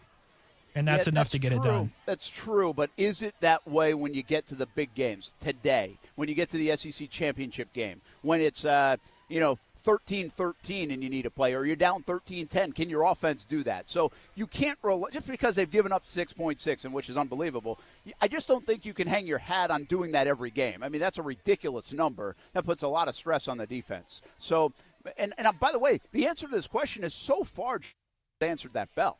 And I think that's the question mark. Can they continue to answer that bell? Can they kick field goals, right? Can they capitalize on special teams? Those kind of things. So I think that's the only question I have about Georgia, because we know this defense is going to travel. If you have Austin Lane's defensive breakdown ready, Casey, let's get to that here in a moment. But Austin was on the wall that says it all. We're using some of this, actually, in our pregame show on TV. That's coming up at 2 o'clock on CBS 47. And he really loves this defense, and anybody with a defensive mind should love this defense. It's been that good. And it's just so – it reminds you of 2011 Alabama, because I think we have to go almost – that far back in college football where we were raving about a defense that's so good, because what we've done in the last decade is rave about the Johnny Manziel's, Mac Jones's offenses, LSU's Joe Burrow's offense, heck, last year's Florida Gators offense. What we do in college football now, and football in general, is rave about the offenses. Well, this is such an outlier to be talking about a defense that is this good. Here's what Action Sports Jack's Austin Lane had to say about the Georgia Bulldogs defense. We're at the wall that says it all here because I got to break down one of the best defenses of college football. We're at the wall that says it all here because I got to break down one of the best defenses of college football, and quite possibly one of the best defenses of all time. As we see the Georgia Bulldogs right here, opening night in a traditional 3-4 defense. When you're in a 3-4 defense, 3 down linemen, and you got 1 edge rusher kind of lurking. The cool thing about what Georgia does and what makes it so hard to stop for this Clemson offense is the fact that they only send 3 guys, and they drop a defensive tackle. So they have essentially 8 guys on 4 wide receivers. They actually get home compliments of Nolan Smith, get a quarterback sack, only rushing 3 guys. This is the only team in the country right now that can rush 3 guys and get home and cause chaos in the backfield, making things extra easy in the backfield for their secondary. We got a guy by the name of Devontae. As we progress here, this Georgia defense once again, we got a guy by the name of Devontae Wyatt. No mistake that he's standing up right now. He's not confused. This is what he's coached to do. 300-pound lineman standing up, which means he's an athlete. This guy's going to actually drop back into coverage, play a seam flat, and they're going to rush the cornerback right here. This causes all types of confusion for the Arkansas offensive line, and once again, they get home for a quarterback sack. This is what Georgia does so well. They have freak athletes up front, they have talented cornerbacks, but they always confuse you. And that's what a great 3-4 defense is going to do for you, and you can see that right here. They don't know who's rushing, they don't know who's dropping back, and it confuses the Arkansas offensive line. Quarterback sack, we move on. If we're talking about the Georgia defensive line, I would be remiss if I didn't bring up probably their biggest star right now, guy by the name of Jordan Davis. Right in the middle, right there. 6'6", 345 pounds. Looks like Thanos, plays like Thanos. Here we have Jordan Davis playing traditional nose tackle spot. Now, from the casual eye, not a big deal, right? But as we zoom up on this play, we can see just how dominant this guy really is. Plays his spot perfectly, but oh, that's right, he's an athlete. Goes the gap across from him, makes the play, makes the tackle in the backfield. This is what you're dealing with when you're talking about the Georgia Bulldogs. You're better off passing, but they have the athletes in the secondary breakdown. as well. Loves this defense. More of that coming up on CBS 47, 2 o'clock on our Battle of the Border pregame show here from Jacksonville. Brent Martineau, Casey Kurtz, ESPN690 Game Day live from the DUUUVAL house. Don't forget the relevant app. You got to download it. We're about to, I think at 12:30 actually, maybe have a little finders keepers on those tickets. So relevant app, clues are there, and if you're looking for a couple tickets, you got a few minutes. Very quality clues, by the way. Good job, Brent. By the way, yeah, the clues were good. It wasn't just good job, Brent. It was good job, Casey. Good job, everybody that thought of the clues. I kind of like the clues. Well done. We need to do more of that, by the way. I like the game we were playing. You can see the sea of red and black behind me. I think there's so many more Georgia fans right now. The number one team in the country. Florida Gator fans are here, too, in volume. But everywhere I look, I see a lot of Georgia fans. This gentleman actually that just walked by when we were starting the show today, he said, I'm going to give you the Vegas breakdown of this game. And he said, Georgia's going to have between 34 and 37 points, and the Gators are going to have between 14 and 17 points, if they're lucky. And first of all, I don't know if you know this guy or maybe you're not letting on as much as you. Okay, so random guy on the street. I love that, by the way. That's exactly kind of what I'm feeling. I think a lot of people are feeling that. So maybe that guy knows more than we're letting on. Yeah. I mean, he's wearing the Georgia colors, okay? Well, so I mean. That's where that was coming from. But still, it was pretty good analysis. You got an update on the Michigan game? Then we're going to hear from a couple of Hall of Famers in a moment. Yeah, absolutely. So, Michigan State, obviously a big one. Michigan State gets the football first. They have it on the 40-yard line, and they decided they were going for it all. The only problem, they were in double coverage. Michigan picks it off on the 1-yard line and goes down right there. So they had 99 yards to go. That was no issue. Long touchdown, 7-0 Michigan early. Wow, I was going to say the interception doesn't hurt you if it's down at the 1 and unless they go 99. Yeah, it was very reminiscent of the Blitz scoreboard show of last night in the Blitz game of the week where Marcel pans the camera. There's only one person on it, and there's a lot of green grass ahead of him. I look up. Only guy on the camera is wearing white and yellow, and he's running down the field. So an early lead for Michigan there in East Lansing against Michigan State. All right, a couple of Hall of Famers we already heard from today here on the show, Thomas Davis and also Keywon Ratliff. They were inducted yesterday inside the bank. I had the privilege to MC that event. Terrific gentlemen, terrific players, and it's a terrific event, part of the festivities here of Florida-Georgia Week. Well, let's hear from a couple more. And one is a really a local legend. He's a local product, one of the best products to ever come out of Jacksonville. His name is C4, Cedric Faison, and he is now the Fletcher Senators head football coach. He turned 39 yesterday. It was his birthday. On induction day, we caught up with C4 on Friday. Let's just start by finding out when you found out about this. What did it mean to you to learn that you were going to join the Florida-Georgia Hall of Fame? Oh, it meant a lot. You know, I was actually set up. 2 weeks before it was announced, Vernell called me and asked me, was I free for a luncheon on this day? And, I was like, yeah. So he left it at that, and then I got the call that, I was going into the Florida Georgia Hall of Fame, and it actually meant a lot, but it's that much sweeter because today's my actual birthday. So it meant that much sweeter once I found out that it was on this day. But, anytime you go into anything Florida and Georgia, and it's a Hall of Fame attached to it, it's definitely a blessing. As a Jacksonville kid, growing up, knowing about this game, watching this game, then getting to play in this game, how meaningful is this game to you and your life growing up as a football player? Oh, it's definitely meaningful. I grew up watching this game back when Eric Zard, Garrison Hurst, Fred Taylor, Eric Reddick, those guys. And, when I was younger, I used to always be like, man, I want to play in that Florida-Georgia game, and hopefully I do good. And, the dream came to reality. And, hard work and a lot of overcoming a lot of adversity, but being able to play this game, it's like the sweetest feeling in the world, and definitely when you get a chance to perform in front of your home crowd. You can say it's been a good year for you. I mean, you go in the Hall of Fame, you got a district championship football team. I'll throw in a little high school football question for you. How proud are you of that group and what they've accomplished after the slow start? I mean, you guys had some really tough games against some really good teams to start the season, but once you got to the district games, the ones that started to count, y'all really turned it on. Oh yeah, we got some guys back that was injured, and they came back once we started district play, and those guys bought into my attitude, and that carried on with them on the field, which was the great thing. And I knew once they bought in that we was gonna go on a run, and we're hot right now, and we want to win these last two games and going into the playoffs. So we still staying focused on the task at hand, and that's making a run.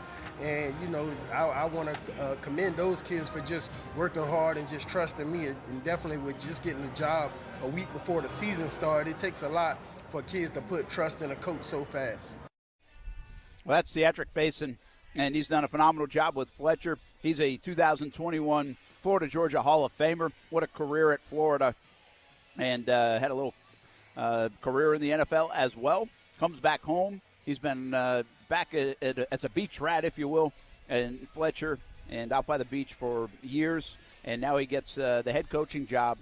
Really, it was late this summer. It was kind of the timing was unique, and they lost the first few games. They were without one of their top players, and now they are district champs. They lost last night to Ponte Vedra in a game that really didn't matter too much to them, and maybe that's why, I don't know, but give hat tip to Ponte Vedra, who stays alive in the postseason. But Fletcher's the district champ. They're going to host a playoff game, and what a job by Theatric Faison. It's a good story, and a happy birthday, by the way, to C4 as well. Now let's hear from another Hall of Famer, Georgia Bulldogger, and John Stinchcomb. The thing that's funny about this, yesterday when I was hosting the luncheon, they show a video of the honorees, the inductees, and, of course, offensive lineman Stinchcomb, not going to have too many highlights. He would later joke about how he's good at celebrating, because that's really where the highlights came for his video. But he's also an offensive lineman, right? He's a big dude. He's 320 pounds back in his playing days. What a Super Bowl with the New Orleans Saints, by the way, too. So played a long time in the NFL. And, well, now he's like 240 pounds. I mean, he's dropped 80 pounds and looks fantastic. But I could tell some of the people in the audience when he walked up to the podium, they were like, that's him? Went from 320-pound guy in the video to 240-pound guy at 6 whatever. He actually looks, if skinny can be 240, he looks thin. So it's what you're telling me is it's the Joe Thomas effect. Well, it's that, and not only Joe Thomas. I told this to Stinchcomb, actually, that, Brad Meester, other offensive linemen, but Meester comes to mind. Meester played a long time in the NFL for the Jags, and then right after he was done, he dropped the weight. I think Jeff Saturday comes to mind in that respect, too. Yeah. And so the guy, I mean, listen, it's not a normal lifestyle being an offensive lineman. That's the thing. And we were talking about it a little bit. You have all these bad habits, and they want you to eat bad and put on weight and all this stuff. And then you got to kind of retrain yourself so you can live the rest of your life and live a long time, quite frankly. So it was an interesting conversation nonetheless. Stinchcomb, in true O-line fashion, gave a lot of the credit to everybody else during his speech, but Action Sports Jacks caught up with John Stinchcomb on induction day for the Florida Georgia Hall of Fame class of 2021. Well, congratulations. What are the emotions on a day like today? Well, it's just humbling, to be around so many great players today, but also recognize the number of players that are already in this Hall of Fame. and the pool of players that they chose from, and understanding how many great athletes have come through both universities. It's just such a great honor, and I'm just truly humbled to be a part of this. Was it like talking to those guys on the other side, and obviously going with Thomas? I mean, I'm sure the stories that are annual, but now they're in person today. Yeah, it's fun. It's fun because, there's so much school pride here, but, there's also a brotherhood and fellowship among all the guys, recognizing that, we've had the same blood, sweat, and tears, just in different colors. And to share some of the stories and catch up and relive some good memories and some more challenging memories also, it's just good to be a part of. I think it's not only about this game, it's about this year, and I feel like it's the Dogs' year. I mean, the defense has been so dominant, and really just the overall performance of this team. There's so much depth, and I just think it's the Dogs' year. So I expect big things from them against the Gators this weekend as well. How fun? Let me just ask you, as an alum, what would it mean for them to get it done this year? And I mean, obviously everybody talks, well, the Gator fans like to talk about that 40 years, right? Yep. But what would it mean as someone who carries the school colors with a lot of pride? Well, it's bragging rights, and that school pride is a real thing. And to think that it's been, 4 decades, it's hard to wrap your mind around how many great players have come through our school and not been able to finish the task at hand. In our senior year, we went 13-1, and we've come close a couple times since as a university. But we are rooting for this team to finally break through that glass ceiling that seems to exist and carry it home and bring home that national championship for Georgia. That's John Stinchcomb, former offensive lineman, Georgia Bulldogs, Super Bowl champ with the New Orleans Saints. He was inducted as part of the 2021 Hall of Fame class. Good catching up with him. Thomas Davis as well from the University of Georgia. What a career he had in the NFL. Cedric Faison, who, of course, everybody knows here in Jacksonville, and now the head coach at Fletcher. And Keywon Ratliff as well, former Gator, SEC Defensive Player of the Year, first-team All-American, and still part of the Gator football program. Here in 2021. That was a fun day yesterday. Terrific men, terrific players, and I got to catch up and hear about this great game from those guys. I'll tell you what, it has got to be 25-1 when I look out here in terms of Georgia to Florida colors I see. It's crazy, Casey. Like, I get it. Number 1 team in the country. And I'm seeing Gator fans. Again, I don't want to paint the picture like there's no Gator fans here. But it feels like where my eyes are taking me. I mean, if you are watching on Facebook, YouTube, Twitter, and Twitch, and you just scroll by, when this show's over, 3.5 hours worth, or probably 2.5 to 3 hours of video that you'll end up having, and you'll see, it's just red and black behind me the whole time. And you look out to the right here. I'm on the front porch at DUUUVAL House, right? The Hart Bridge. Everybody's coming off the Hart Bridge, and there's still a lot of traffic. But my goodness, I can't get over how many Georgia fans are here.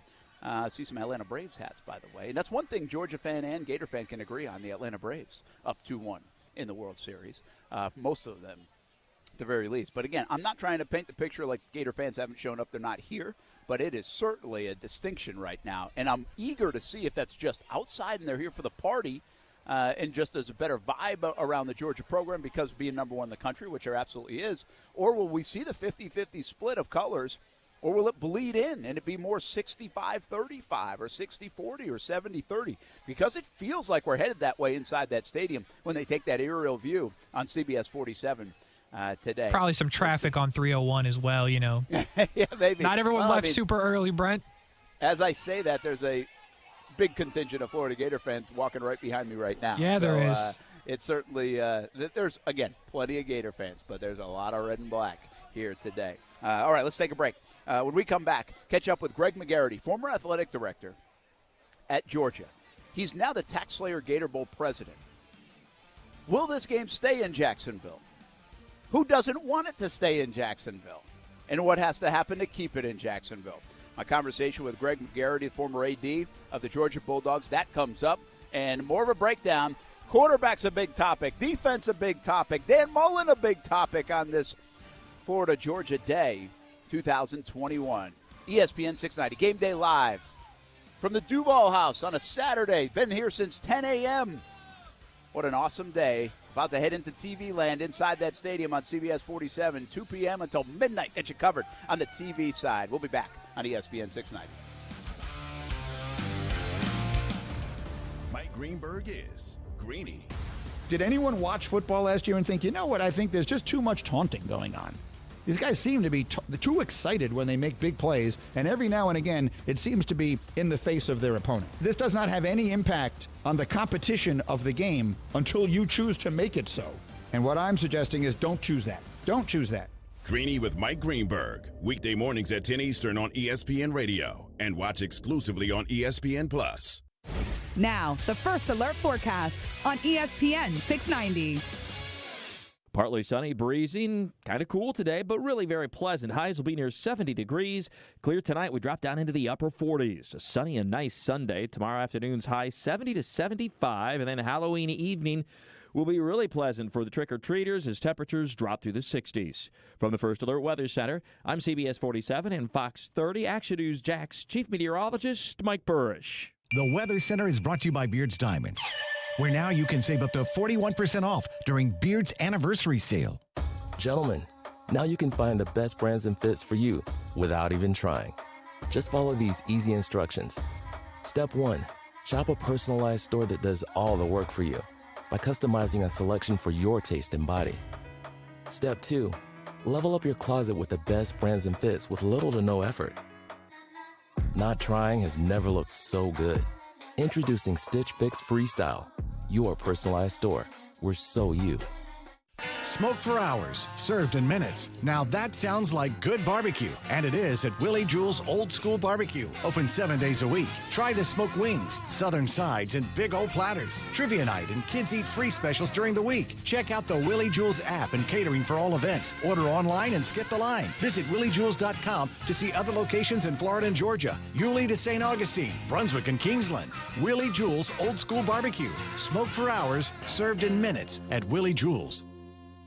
Real-time, authentic conversations and a chance to win Florida Georgia tickets. How can you do that? Well, you download the Relevant app, RELEVNT. Relevant app is a new group messaging app that drives those real-time, authentic conversations. And this week, you have a chance to win Florida Georgia game tickets. You have to go to our ESPN 690 Vibe or go to the WAPE Vibe. Find clues how to win tickets to the game. But first things first, download the Relevant app, RELEVNT. If you were lied to when buying a timeshare and want out, you need my help. Hi, I'm Chuck McDowell, CEO and founder of Wesley Financial Group. 10 years ago, I started the timeshare cancellation industry by exposing the ugly truth about timeshare and giving folks the straight facts. I've been fighting the timeshare giants ever since, so no one knows this industry better than me and my team. Today, we have 383 employees and have saved our clients an average of $65,000 in lifetime payments. Imagine putting those timeshare dollars back in your pocket. If you were told at a timeshare presentation that this was available today and today only, that timeshare was a great investment or your maintenance fees will never go up, call my office now. I guarantee you, if we take you as a client, we will cancel your timeshare or you'll pay nothing. Call now for your free information kit. 800-507-4900. 800-507-4900. 800-507-4900. Just be in control. With free interest checking and great digital tools, Community First makes smarter banking simple. Add an account at justbeyourself.com. Community First Credit Union. Just be yourself. Federally insured by NCUA.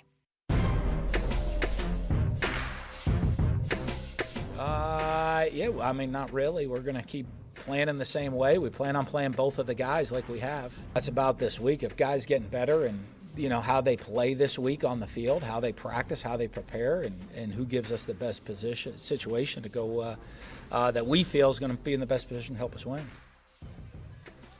That is Dan Mullen, Florida Gators head coach, and he's lying, folks. I think we're going to keep playing the quarterbacks the way we've been playing them. Yeah, right. Anthony Richardson is going to play a lot. Right, Casey?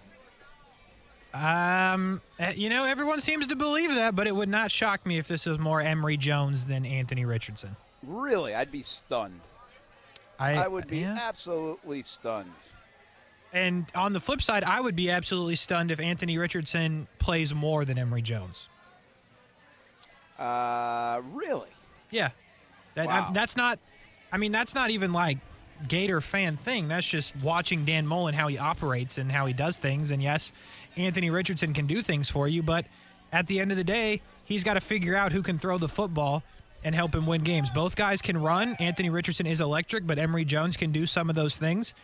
If Anthony Richardson comes out, and he will play a little bit early, I imagine, whoever's throwing the ball well for Dan Mullen, I think he stays with that hot hand because he's going to at some point have to throw the football in this game, you would think, because you don't anticipate being within a score the entire game. Yeah, that's really interesting. We'll see. We'll see how it shakes out. I don't know. We'll see if they try to – I just wonder if they've been – my thought all week, my thought for really a month has been they're saving something with Anthony Richardson that maybe everybody hasn't seen. Now, did they use a little bit too much of that? That's a possibility over the last couple of weeks, especially in that LSU game. I don't know. I'm ready for surprises, though, for Florida. They've got nothing to lose. I think Dan Mullen will have some tricks up his sleeve. Be ready for everything if you're a Georgia Bulldog, for sure. All right, hey, here's the deal. Here's the latest. We have an hour left here on ESPN 690. I've got to run to do TV here in a short time. Casey Kurt's been doing an awesome job for months and these last couple of days and today. And he's going to hang around with Brian Middleton. You've heard a couple of times here on ESPN 690, and you'll hear a lot more as you continue to listen. And so those guys are going to take over in a little bit to get us to 1:30 so I can get inside the stadium. Obviously, that's not an easy path. I don't have, like, the police escort that, say, like, Herb Street and Corso might have, you know? I feel like you could, like, I feel like they should have that for you, though. I kind of feel like they should have that for me, too. I mean, this is Jacksonville. But they don't. And you are Brent Martineau, so. Yeah. I mean, maybe I got to hop on a ride with Tebow or something if he was coming by. I don't know. But I don't have I'm sure that would go well. I do have to get in there. We got 2 o'clock CBS pregame show, Battle of the Border, 1 hour long, and then we'll have postgame and, of course, kickoff on CBS 47. We've got FSU coverage coming up. Home of your Knowles are right here on ESPN 690, football and basketball, and our coverage of their game against Clemson today, a big one, which kicks at 3:30. The coverage begins at 1:30, so we're taking you right up until that. It's been a lot of fun. A couple of people are finding tickets to the game because of our guys over there at the ESPN 690 tent. Wreaths Across America is the charitable outfit here today at the DUUUVAL House. John Phillips, Phillips & Hunt, Folio Weekly 2.0. They do a fantastic job with this setting and building this atmosphere over the last few years. We come out every home game for the Jacksonville Jaguars, and it's fantastic here today for the Florida-Georgia game as well. A lot of Dogs fans, a lot of Gator fans. It's an awesome day in Jacksonville, and let's get a final thought on the game, at least from me, Casey, and then you and Brian can give your thoughts before I get out of here. And we're going to have Greg McGarity, my conversation with him coming up. Will this game stay in Jacksonville, and what needs to happen for it to stay in Jacksonville? Here's the deal. I think the Gators are going to give the Dogs all they can handle. I think it's going to be a highly close, contested first half especially. Look out for an early lead from Florida. The only thing that if I'm the Gators I have to avoid is getting down 10, 14 points pretty quickly. And by quickly, I mean in the first, 20 minutes. Because you get down 2 scores against Georgia, and it's uh-oh time in a hurry. And the tidal wave just keeps coming, especially with that defense. And then you got to throw against it, and then you set them up to pin their ears back, and boom. But I think it's going to work in the favor of the Gators early in this game, maybe even an early lead, but definitely a close contest at halftime. I think it will remain that way, maybe a one-score game in the favor of Georgia, probably with, a couple minutes to go in the third, early fourth. And then I think they'll eventually get that 2-score lead. I don't think they're going to win by 17, 24 points, anything like that. I think Georgia wins this game, but it could be a late score even by Florida that makes it like a touchdown kind of game. 24-17, 21-13 type of score. I don't think this is going to be an easy walk in the park for these Dogs here on a Saturday in Jacksonville. The Gators will give them everything they can handle. But it should be a lot of fun. Hopefully it's a good one, and we'll have all the coverage on the TV side coming up on CBS 47. Casey, you take it away from here. Appreciate all the work today. It's been a lot of fun doing this. One of these days, Casey, we'll get you down here to the DUUUVAL House. That's the dream, Brent. That is the dream. It looks exciting. It looks like you're having fun with the people. You're a man of the people. I see you in the commercial breaks talking to the fans and whatnot. So one day I'll get down there, but for right now, you'll have to hold down the face that runs the place, if you will. Yeah. Yeah, you have to. We got to find somebody to push the buttons. We do, anyway, yeah. All right. Let's hear Greg McGarity, former AD at Georgia. He knows this deal, right? He actually was in administration at Florida for 18 years, I think it was, and so he knows both sides. He loves this game in Jacksonville, and now he even loves this game in Jacksonville more because he's the president of the Tax Slayer Gator Bowl. Of course, that will play right around New Year's and is a tradition here in the River City. So what will it take to keep it? How will this change over the years? And, well, one guy might not want it here. He might be the head coach of the #1 team in the country. Have a good rest of the day, everybody. We'll see you on TV. Here's my conversation with Greg McGarity. Casey Kurtz takes it from here after this. But you are one of the most unique guys in this game coming up on Saturday, and therefore your speaking tour is probably indicating that as well. How do you still view this game in Jacksonville? Well, I've always viewed it as a game of historical importance to the college fabric, not only to the institutions, but college football in general. There's only 2 other neutral site games. That's Army-Navy, and then Texas and Oklahoma. But to be able to come into an environment where the stadium is 50-50, it really doesn't give a team any favorable results there, because you've got the amount of fans that are split right down the middle. I know it used to be in quarters, now it's in halves, but it's a great environment. These young men like to come, and it's a natural rivalry anyway, and throw in Jacksonville and the ability, these kids compete against each other. They've all recruited together, so it's just one of the magical times in college athletics and college football. You were the athletic director at Georgia for a decade, and you would drive the bus in, you go over the Hart Bridge, you go in the field. You never got out here where we are near RV City. No, I ventured out a little bit this year to kind of get an experience of RV, the RV Village, RV City, and just to kind of see what's available, because you're right. Once you come in and you're either working the game or you're in my previous post at Georgia, you're at the hotel, you get to the stadium, you're in the stadium, then you get back to home very quickly. But it's really going to be interesting to see how the city really embraces this for a whole week long of activities. And so it's a lot of energy, a lot of excitement, and it's just one of the unique times in college football, and so happy that it's here again, and hopefully for a long time in the future. Well, you say that, a long time in the future. You also said something that resonated with me, and that is the players like it. The players remember this. They like going over the Hart Bridge. They like seeing this atmosphere, being a part of something so unique. Administrators always don't. The head coaches don't in this series. How important is it to preserve the experience for the student athlete and also preserve some of the history of the game, which this game is really changing over the last 5 or 10 years? Well, these young men, their memory lifespan, maybe a year, maybe 2 years. People like me, it spans decades of time. But that's a good thing, because these kids experience something, and I really think they realize the magnitude of it once they graduate, once they don't play in the game. Because the Hall of Fame luncheon, you hear whether the individuals won or lost the game, you hear how meaningful the game was. And so as they get out of the game, they're actually able to maybe come as a fan to watch the game and experience RV City, those things like that. They learn to appreciate it even more. So these young men, they just know they've got an opponent to play. They haven't experienced it last year, obviously, with a small crowd, but now it's going to be full. It's going to be exciting. It's going to be a great day, and I think they'll really cherish these moments long after they leave their playing time at both institutions. You obviously have Florida ties and Georgia ties in your working career, but I think a lot of folks in Jacksonville probably owe you a thank you at working with the administration of the city of Jacksonville to continue this game, and maybe they owe you a thank you back in Athens as well for sweetening the pot. How difficult at times were those negotiations? Is it a tug of war at times for whoever head coach you have might want that to be a home game instead of a neutral site game?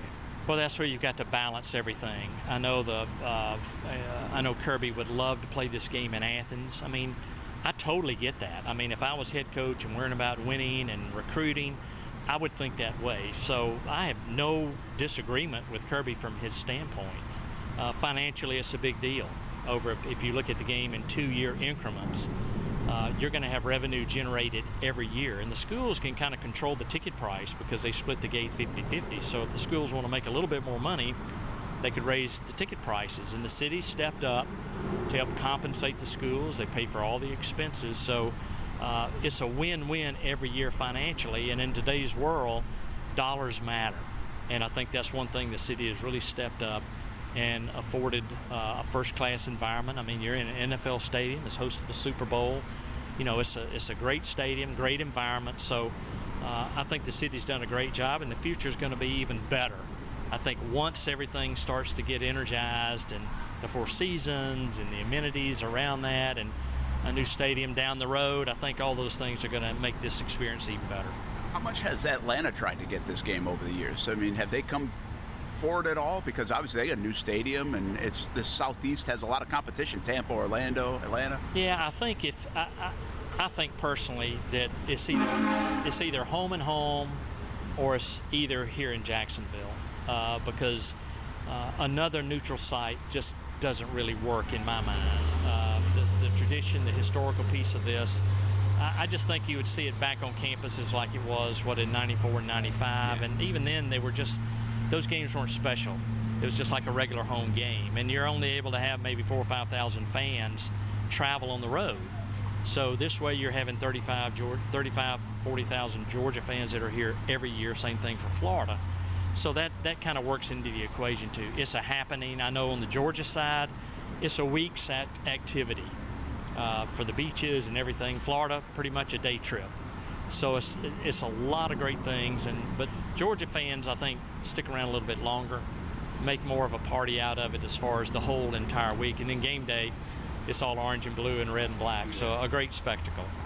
I've been here since 2008. I've always heard that pocket in St. Simon's Island, that Southeast Georgia, has been a critical part of a voice maybe in your ear when you were athletic director and other administrators to say, hey, we like this game here. Is that true? Well, from Macon down, it's really important. It's a huge game for South Georgia as far as just the economic benefit to that, not to mention Jacksonville. But you've got Ponte Vedra going up Atlantic Beach, Jekyll Island.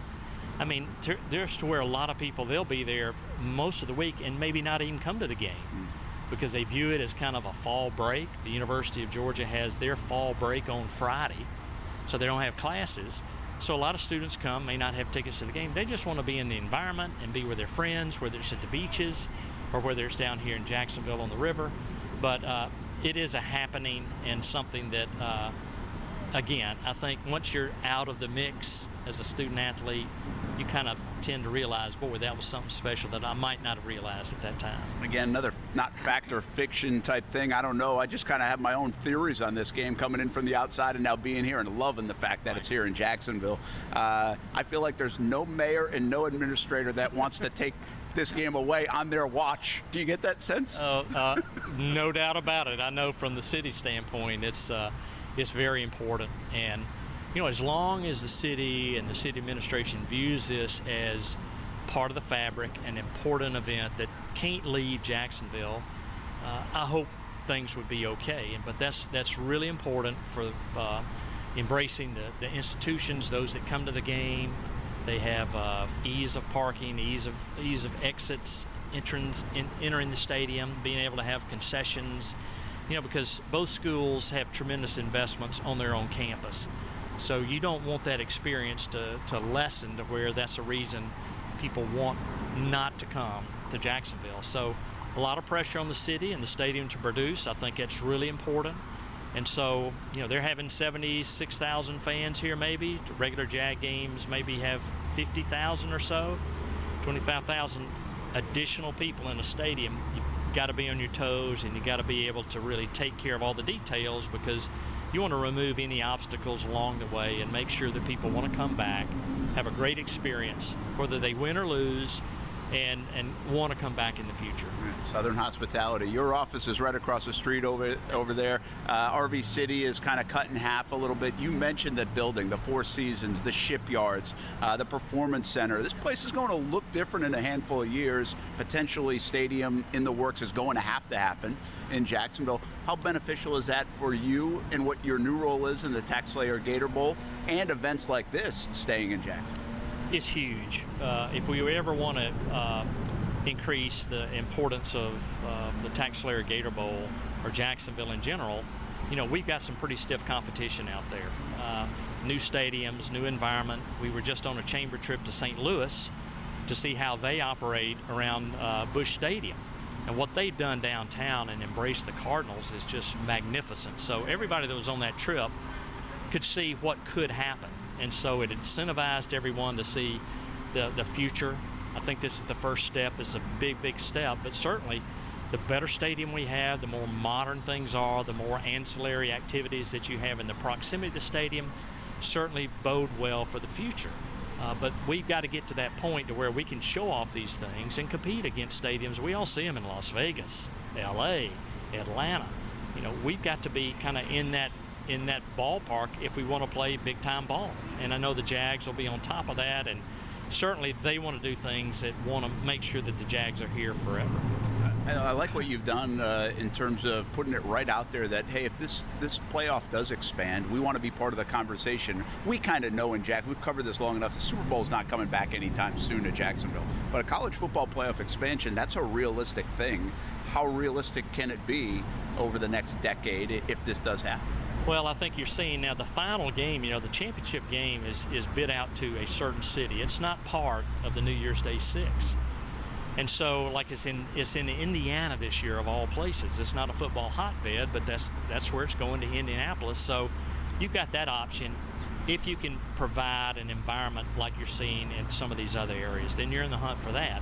And if the playoff expands, no one knows what that's going to look like. But the one thing that we've always said we could control is proving how important college football is to Jacksonville. And in our game, the Tax Slayer Gator Bowl, regardless of who's in the game, we need to show that community support. And if you have an Indiana versus Tennessee, I know Indiana's in the Big Ten, but you get a matchup like that has 60,000 fans, that's great. If you have two teams that I won't name them now that don't attract good crowds, we've still got to be able to prove that fans want to support the Gator Bowl. It's 77th year of the Gator Bowl. So we want to be there for a long, long time, and the community can help us, and we're trying to drive interest in that area, whether it's through our charities, to where we can get a lot of people activated to where they'll want to come to the game, and certainly be able to tell committees or anything that look what Jacksonville did, regardless of who's in the game. We can already prove that with Georgia, Florida, but let's prove that in the Gator Bowl game. So that's our charge. We can control that. So we're excited about that part of it, but we feel like that so many great things are ahead, and the first step, like you said, is the City Council approving the areas that are going to be developed on the Riverside, the Four Seasons, the Jaguar Complex, and then the final step, the stadium. So good things are ahead for sure. It's a challenge, though, your role, right, in the Tax Slayer Gator Bowl, and president and Rick Catlett had the challenge, but this place has a great reputation for hosting games.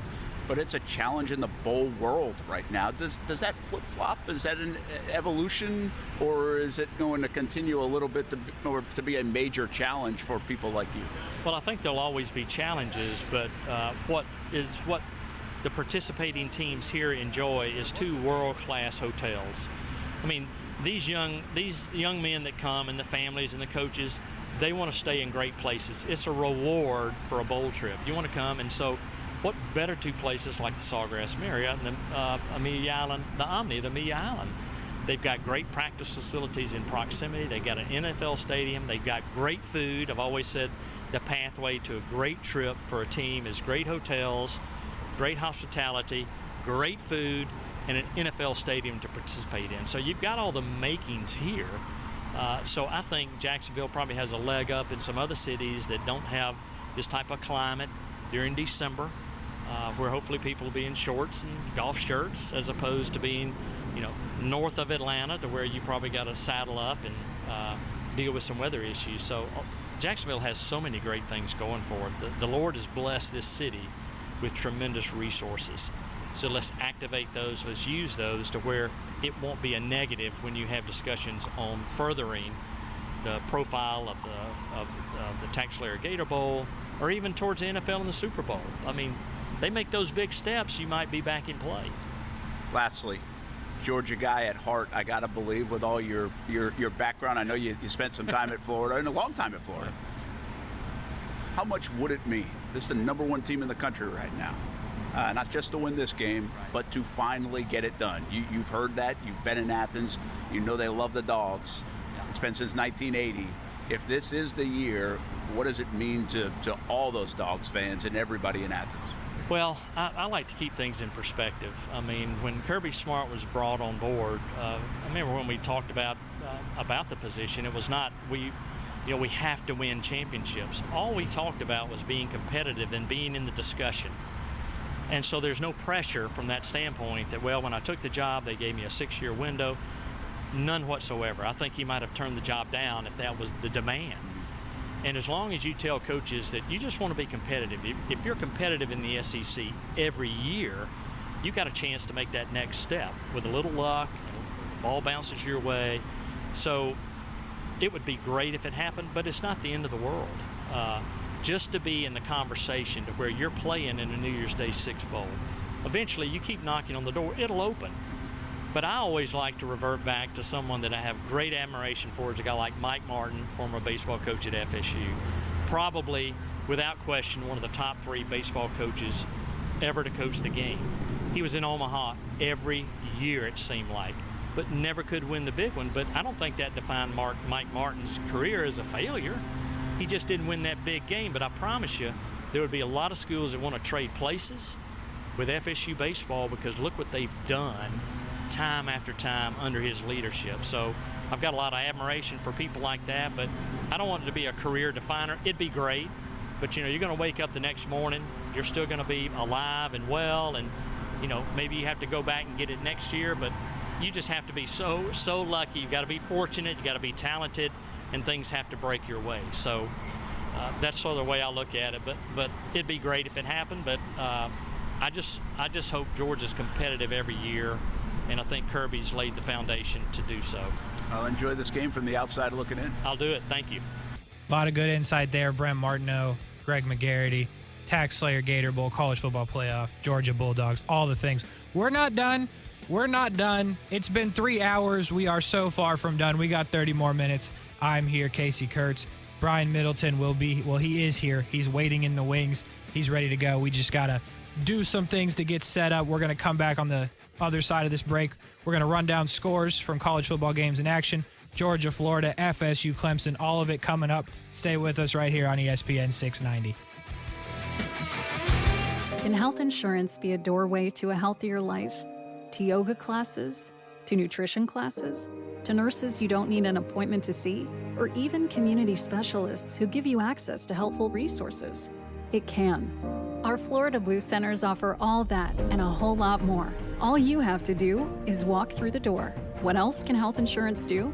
Find out at floridablue.com. Florida Blue, your local Blue Cross Blue Shield. Florida Blue is a trade name of Blue Cross and Blue Shield of Florida, Inc. Hi there, I'm Mia. I'm Air. You're Air? Yeah, I just got out of the lungs of someone smoking a cheap little cigar outside a bodega. Oh, it was so smoky in there. And where there's smoke, there's fire. Cancer. Oh. Yeah, little cigars might taste sweet, but they still kill. I'm supposed to be helping people, not unhelping them. You mean hurting? Oh yeah, sorry. I'm a bit of an airhead. Little cigars are just as dangerous as regular cigarettes. Find out how to quit today at tobaccofreeflorida.com.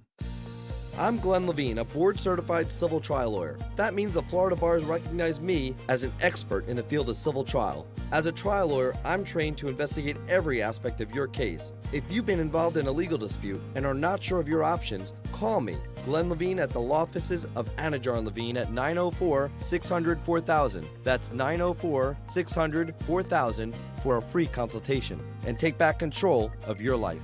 Office in Jacksonville. This message is sponsored by the Florida A&M University Medical Marijuana Education and Research Initiative, the Florida Association of Broadcasters, and this radio station.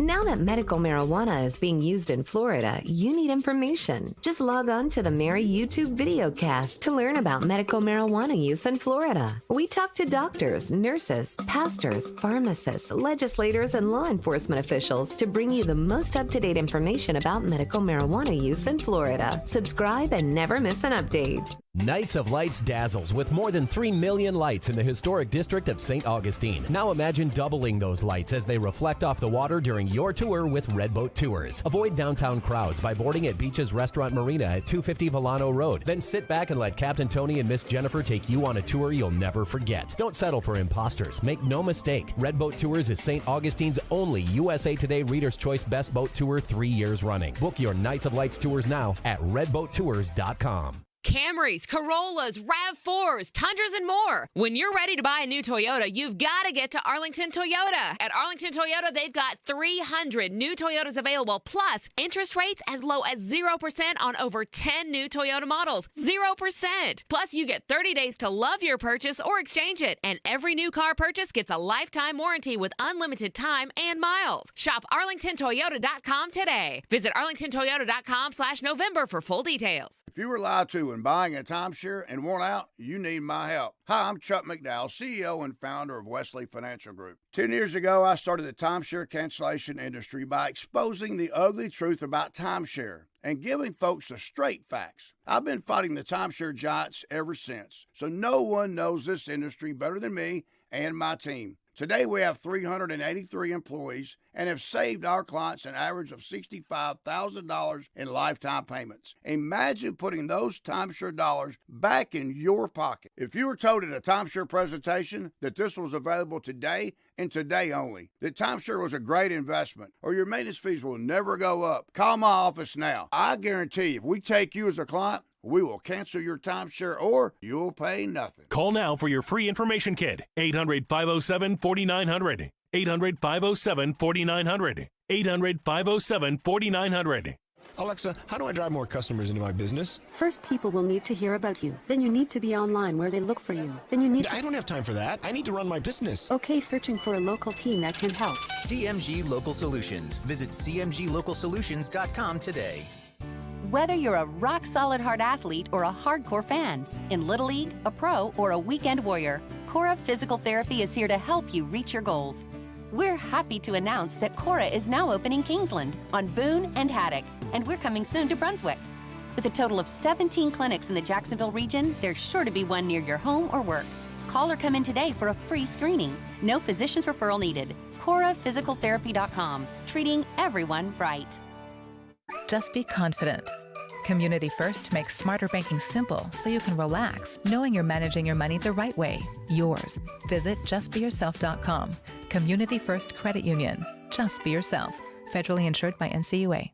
You're invited to shop at the White Harvest Farms and Farmers Market every Saturday from 10 a.m. to 2 p.m. It's a market of fresh and affordable farm-to-table produce that comes from a 10.5-acre urban located at 4850 Moncrief Road. There's volunteering, classes, and farming demonstrations. Also, if you're interested in becoming a vendor or volunteer, call 904-354-4162 or visit the White Harvest Farms Eventbrite page. White Harvest Farms wants to be your favorite produce market. This initiative benefits the Clara White Mission. Injured, hire America's largest injury firm, Morgan & Morgan, for the people. Just be positive. Your Community First Mortgage champions make sure you get a great rate, a quick close, and can save you about $3,000 in closing costs. Broadcasting live from the ESPN690 Anajar and Levine studios. Anajar and Levine Accident Attorneys. Call 904-600-4000. That's 904-600-4000. ESPN690, Jacksonville's home for ESPN Radio. WOKV Jacksonville. Listen live everywhere you go on ESPN690.com. ESPN690, a Cox Media Group station. This is ESPN 690 Game Day Live, sponsored by the DUUUVAL House. Here's your host live from the DUUUVAL House, Brent Martineau. Hold a bit of an audible. Brent Martineau has spent the last few hours at the DUUUVAL House. He is no longer there. He is probably crossing the street right now, trying to get inside TIAA Bank Field. He's got a television program to do at 2. If Brent's crossing in front of you and you hear this on the radio, please let him through. He did not get the police escort. Apparently, in this town, people like Tim Tebow are more important than Brent Martineau. But that's not how we see it. The point of the story is Brent, he has a TV show at 2 o'clock. That would be Florida-Georgia pregame, CBS 47. The entire Action Sports Jacks team is there. So for 30 more minutes, we got you here. I am Casey Kurtz. My guy, Brian Middleton, is here. Brian, first off, I know you've been listening to the show. You have not been here the whole time. No. We've talked a lot of things, but what we haven't talked is to you about your opinion of this game. You heard how Brent feels right when you got here. He was giving his final thoughts. Right. I have given mine. I'll give some more here in a second, but obviously the Bulldogs are the number one team in the nation for a reason. The Gators are not. How do you see this as it stands right now, 2 hours before kickoff? You know, I'm not an expert here, not an insider. I'm not the, Casey Kurtz of being able to, guess games and point spreads and all that stuff. That's true. What I've learned, pat yourself on the back again. What I've learned is this. Sometimes the simplest answer is the right one. Like sometimes 2 + 2 is 4. 75% of the time 2 + 2 is 4. Sometimes green means go and red means stop and yellow means go even faster, right? And all you have to do is look at these two teams coming into today's game. And it's clear who the better team is. Yeah. It's clear. And it pains me. Listen, it pains me to give either one of these teams credit because I'm a South Carolina Gamecocks fan. Oh, that's right. Right? And I don't want to drag my mess into that. I talked to my therapist about that. But what I will say is Georgia is so good on defense. And I'm a broken record, so I won't say the same things that have been said the past 3 hours. You guys covered it well. But Georgia's so good on defense. And Florida is just, maybe. We don't know who's going to show up. We don't know where they're going to have success, what level of success they're going to have today. But if we look at the past behavior from this season and we look at how people are playing, the only thing that could give Florida a chance is the fact that it is a rivalry, and that could be a power-up for a couple of these kids that could make a difference. But if we're just going off for the simplest answer, it's the Bulldogs. Unfortunately, I have to say that. The Bulldogs are going to win this game. No, you're absolutely right. I agree with you, and we talked a lot early as well about just some of the trends in this game. Couple that of note that you may have missed or you may not, but we're going to tell them to you again. The Florida Gators have won this game every year the Atlanta Braves have been in the World Series. So that is something. There have been trends as in how many times a team has won back-to-back. Georgia 3, Florida 3, Georgia 3, and now Florida has won. So in theory, that would be another one. Dan Mullen, very good as an underdog. The winner, the favorite of this game, has won and covered the last few matchups. So there's a lot of interesting trends ahead of this one. But Austin Lane has broke it down all week. He did it earlier today on this program as well. Georgia is incredible on defense. They do not allow a touchdown and an extra point on average per game, which is incredible. That's crazy. It's unreal. And they run the ball well. They don't throw it as well, which is surprising because you thought a guy like JT Daniels would do that. He's been hurt, which hurts that. But they run the ball well. They play defense. And look, I am a fan of the Florida Gators, and early on this year, I was consistent that Georgia would only lose one football game, and that was to Florida in this game. I've changed my tune on that because Georgia is something incredible. I think the Gators will have a tough time. And I did not do anything other than say it. There was no dollar figures on any of this, but I think Georgia covers the 14. And I mean that seriously because I've mentioned this on Action Sports Jacks on ESPN690 from 3 to 6 during the week, but I hate, with a capital H-A-T-E, betting on teams that I am a fan of because it almost always goes wrong. Now, I will say this. Jags plus 3.5. Oh, yeah. Oh, but that's a different show. Okay. Anyway, the point of the story is, I think Georgia's just better, and they need to go prove it. But Dan Mullen, it's definitely going to be something to watch, but you're going to know early. Brent said it a bunch. If Georgia gets out ahead early and the Gators cannot throw the ball to catch up, it does not matter if it's AR-15. It does not matter who it is. Emory Jones as well. Heck, even if Tim Tebow comes out of the stands, it does not matter. Wow. Casey, let me ask you this. Do you remember the year it was Florida, Georgia, and I think Mark Richt was still the coach? Yep. And they did the celebration? Mm-hmm. You guys already talk about that? Not at length. I want to see something like that. You know how I feel about, showing up your opponent. Yeah. And not caring about their feelings and No, sportsmanship. yeah. That would make this game that much better.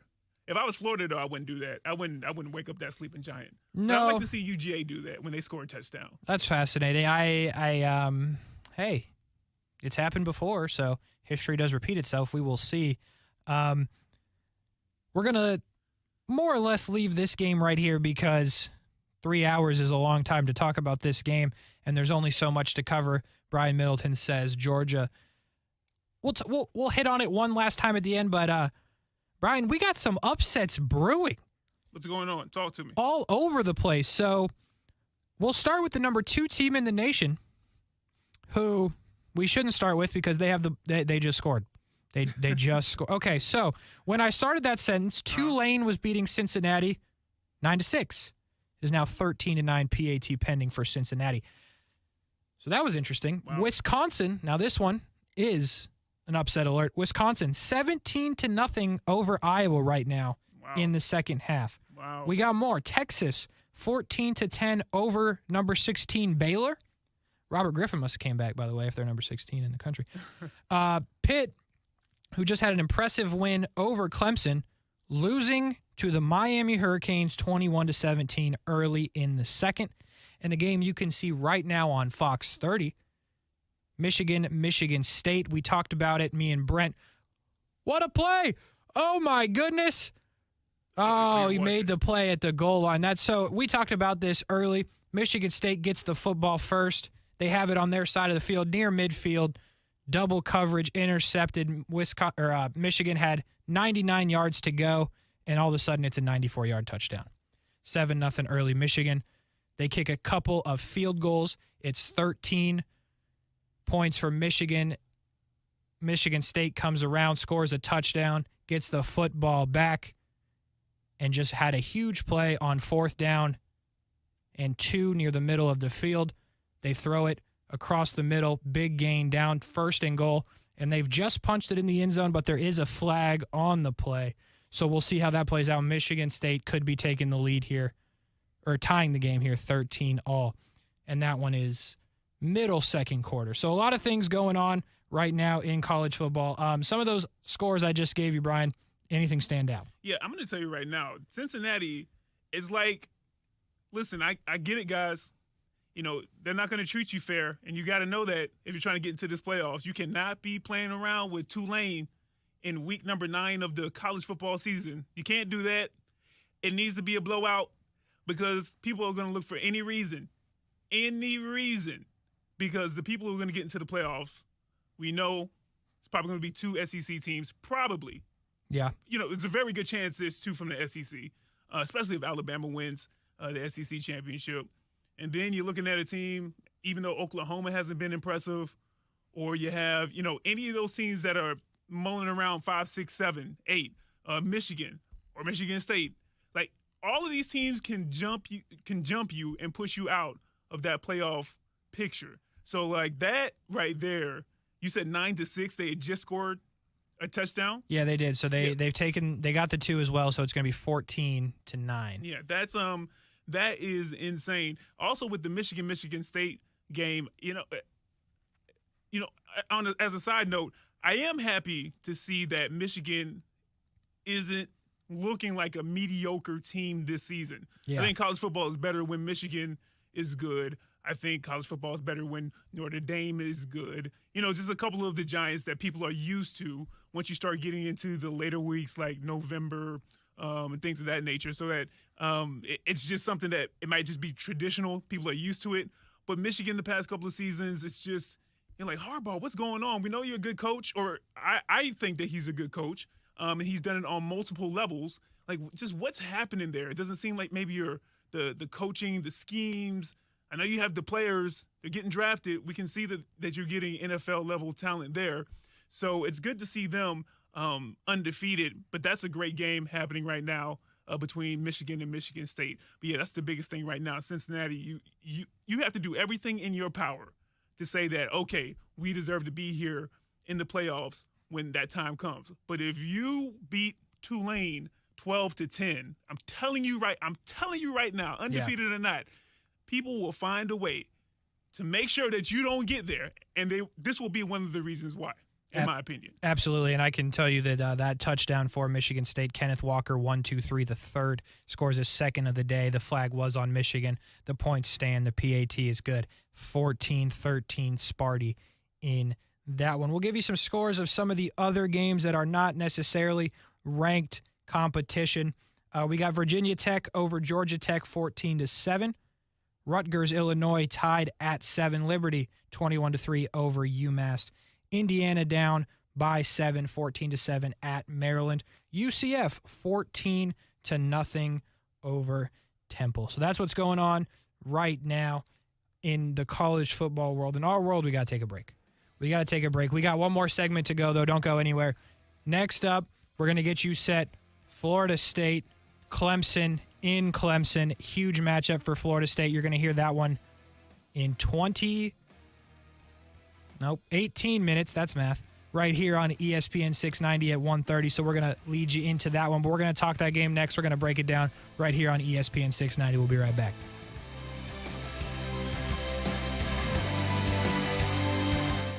Now, the First Alert forecast on ESPN 690.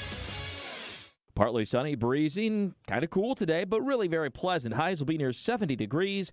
Clear tonight, we drop down into the upper 40s. A sunny and nice Sunday. Tomorrow afternoon's high 70 to 75, and then Halloween evening will be really pleasant for the trick-or-treaters as temperatures drop through the 60s. From the First Alert Weather Center, I'm CBS 47 and Fox 30 Action News Jax Chief Meteorologist Mike Burrish. The Weather Center is brought to you by Beard's Diamonds, where now you can save up to 41% off during Beard's anniversary sale. There's no way that's used. Get ready, because you're going to hear that a lot after you buy an amazing, like-new, pre-owned from our friends over at Arlington Toyota. Arlington's got 300 used available. All makes, all models. Plus, you'll buy with total confidence thanks to Arlington's 30-day exchange program that comes with your purchase. That's 30 days to love your purchase or exchange it. Shop in person, 10939 Atlantic Boulevard, and online at arlingtontoyota.com today. If you're getting engaged, celebrating an anniversary, birthday, or shopping early for the holidays, you do not want to miss Beard's Diamonds' incredible 41st anniversary sale. Everything store-wide is on sale up to an unbelievable 41% off. Yes, 41% off. It's Beard's Diamonds' incredible anniversary sale, going on now until November 30th. All GIA certified loose diamonds, all designer settings, pendants, bracelets, earrings, engagement rings. Everything store-wide is on sale up to 41% off. Believe it. For over 4 decades, families have been shopping at Beard's Diamonds for the absolute lowest prices. Now to say thank you, everything in the store is discounted up to 41% off. Nobody beats Beard's Diamonds prices. If you're popping the question soon, celebrating a big anniversary, or even shopping early for the holidays, now you can go even bigger and save thousands. Everything store-wide is on sale up to 41% off. Beard's Diamonds will never be beat on price. At the St. John's Town Center. Or at beardsdiamonds.com. If you ever need our help, we're just a call away. There's only one Morgan & Morgan. Mr. and Mrs. Flavor, thank you for joining us. Great to be here. I'm Barry, the flavor of berry. I'm Janet. I'm bitter. And I understand your son is the flavor menthol? Yes, he's the menthol in a menthol cigarette. He's such a disappointment. Out there getting people addicted, being used by big tobacco to target black people. He could have been a lozenge. Menthol cigarettes are harder to quit than regular cigarettes. Find out how to quit today at tobaccofreeflorida.com. He's kept you ahead of storms. This is going to be a very active afternoon of storms. He's taken you inside storms. Look at the Reds then that have shifted a little south of Jacksonville. And for 33 years, the Chief has seen it all. Forecasting severe weather days in advance. So when storms are headed your way, there is only one meteorologist to turn to tonight. The Chief. The knowledge and experience of Jacksonville's Chief Meteorologist, Mike Burrish. Action News Jack's First Alert Weather. Only on CBS 47 and Fox 30. Gentlemen, now you can find the best brands and fits for you without even trying. Just follow these easy instructions. Step 1, shop a personalized store that does all the work for you by customizing a selection for your taste and body. Step 2, level up your closet with the best brands and fits with little to no effort. Not trying has never looked so good. Introducing Stitch Fix Freestyle, your personalized store. We're so you. He can run around DBs. He can run over linebackers. I mean, people always throw out comparisons, and most of the time when we do that, we're wrong. He genuinely has physical abilities like Cam Newton, and honestly, some maybe slightly more. Now, I'm not saying he's that player yet. I'm not saying he has it all together like Cam did, but he is so physically gifted. And I also say what's unique about him is AR has a mindset where he wants to be unique, he wants to be special, and he asked that. First time I met him was first few days in there. He comes up and he said, "Hey, what do I have to do to be great?" Most of the time they say, "Hey, can we get a photo?" He didn't ask for a photo. He wanted help. That's right. He wanted that's a unique mindset. No question about it. You know who that was. That's Tim Tebow, Jacksonville's own. Marty and McGee this morning. You heard that on ESPN 690 right here before me and Brent took over. From 10, 11, 12, now 1. 10 minutes to go here. Casey Kurtz, Brian Middleton, ESPN 690 Game Day Live, Florida, Georgia edition. We're going to talk FSU Clemson here in a second. Brian, you heard what Tim Tebow just said. He said a lot of things, including people like to take pictures with him. Humble brag. Hey, preach. It's all good. He was talking about Anthony Richardson there. I saw your face when he was speaking. He compared him to Cam Newton. Yeah. That is an incredible thing to do, especially in college football. I take it you did not love that. No, well, here's the deal. Didn't hear that clip. I listened organically for the first time just now. That's what I'm trying to say. And Sure. So I had no idea that's where he was going until he said the name. And I wasn't putting two and two together. Of course, it's Tim Tebow, so it's Florida, Georgia. So he's talking about Florida. The first person that popped into my head when he was throwing out all those superlatives, and I know he was talking about a quarterback because he referenced Cam Newton and the physical gifts, the speed, the ability to make people miss or run around them. You know who I thought he was talking about? I can't imagine The himself. Lamar Jackson of college football, Jordan Travis. That's what I thought. That's why I was shaking in agreement. That's why I was saying, preach out here. You do it, Pastor Tebow.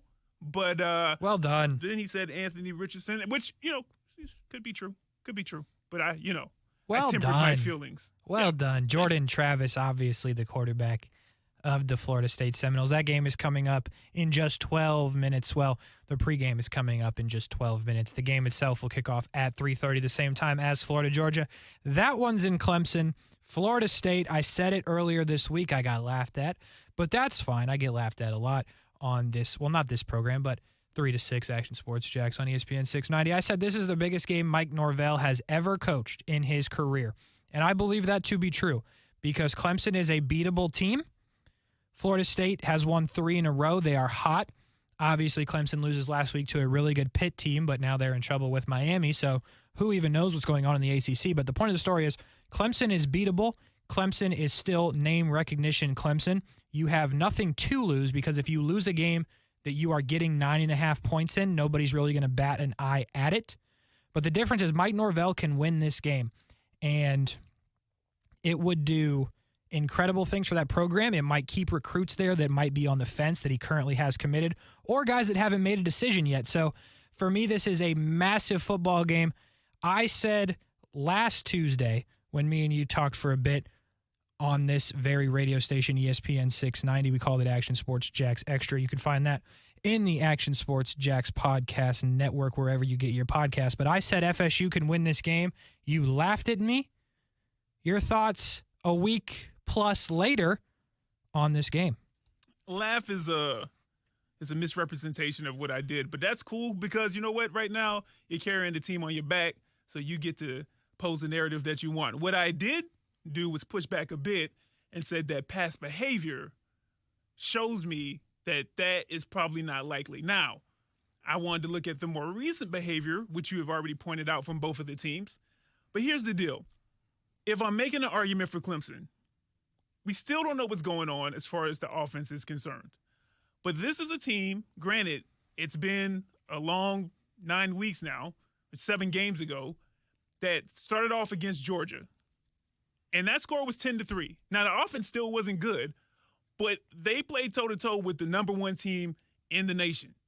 So we know that the talent is there for Clemson. Like, we know that for a fact.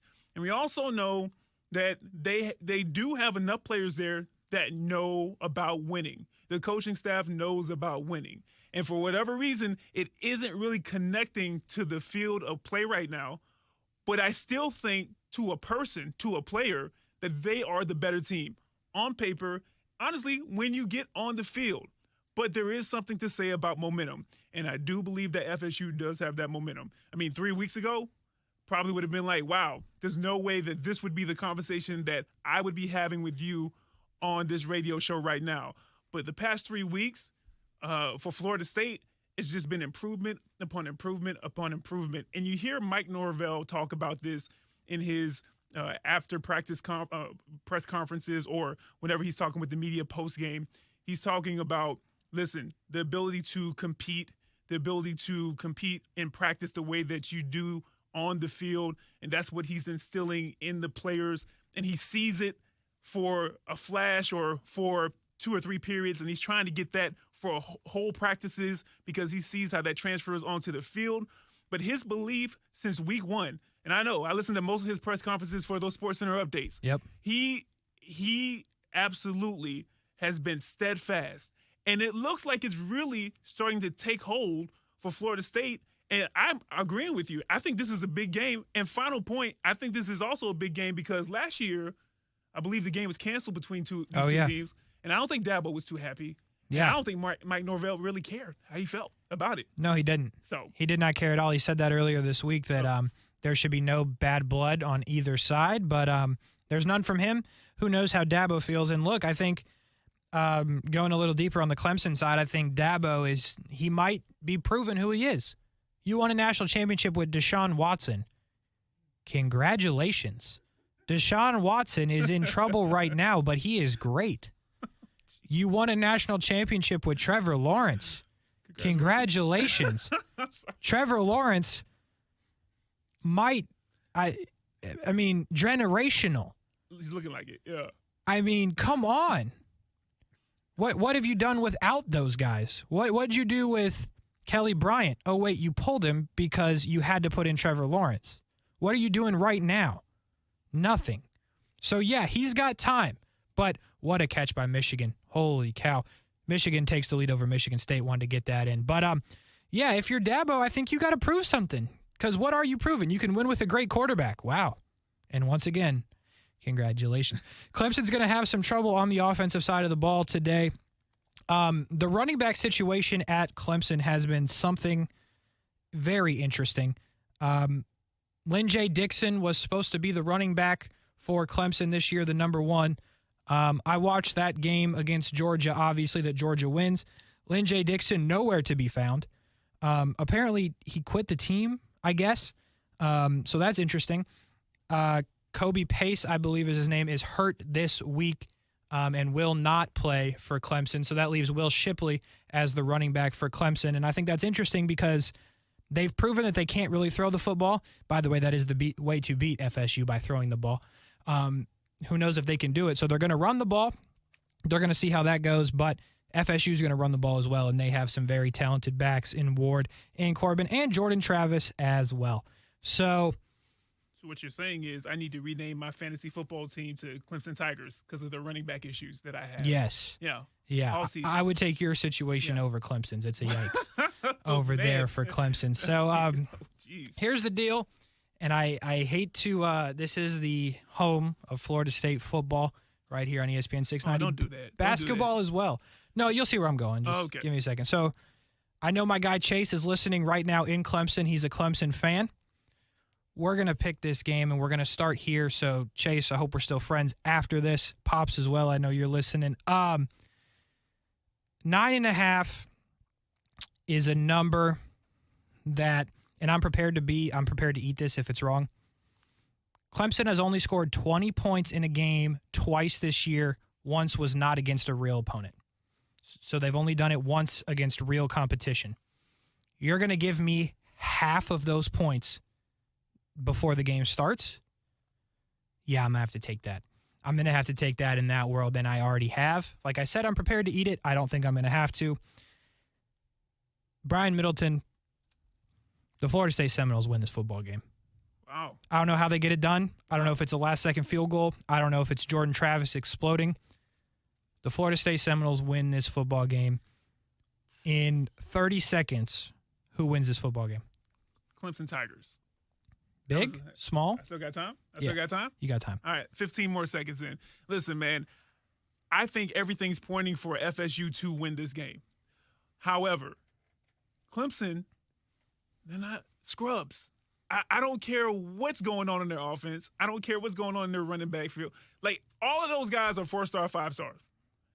And you're right. The coaches, Dabo in particular, Deshaun and Trevor, that's when he's had his highest semblance of success. But listen, man, Clemson, until Florida State beats Clemson and Clemson with this team that they have, I got to go with the team that's shown me more in the past with the players that they have. I respect it. I don't agree with it, but I respect it. Brian Middleton, appreciate you, man. Brent Martineau, he's about to be on TV in 30 minutes, 2 o'clock on CBS 47, Florida, Georgia pregame. That'll do it for us here. 3.5 hours. It was great. We enjoyed it. We had a good time. FSU coming up in a couple minutes, pregame show. If you missed it, FSU is going to win this game. Georgia is going to win this game here in Jacksonville. That'll do it for us.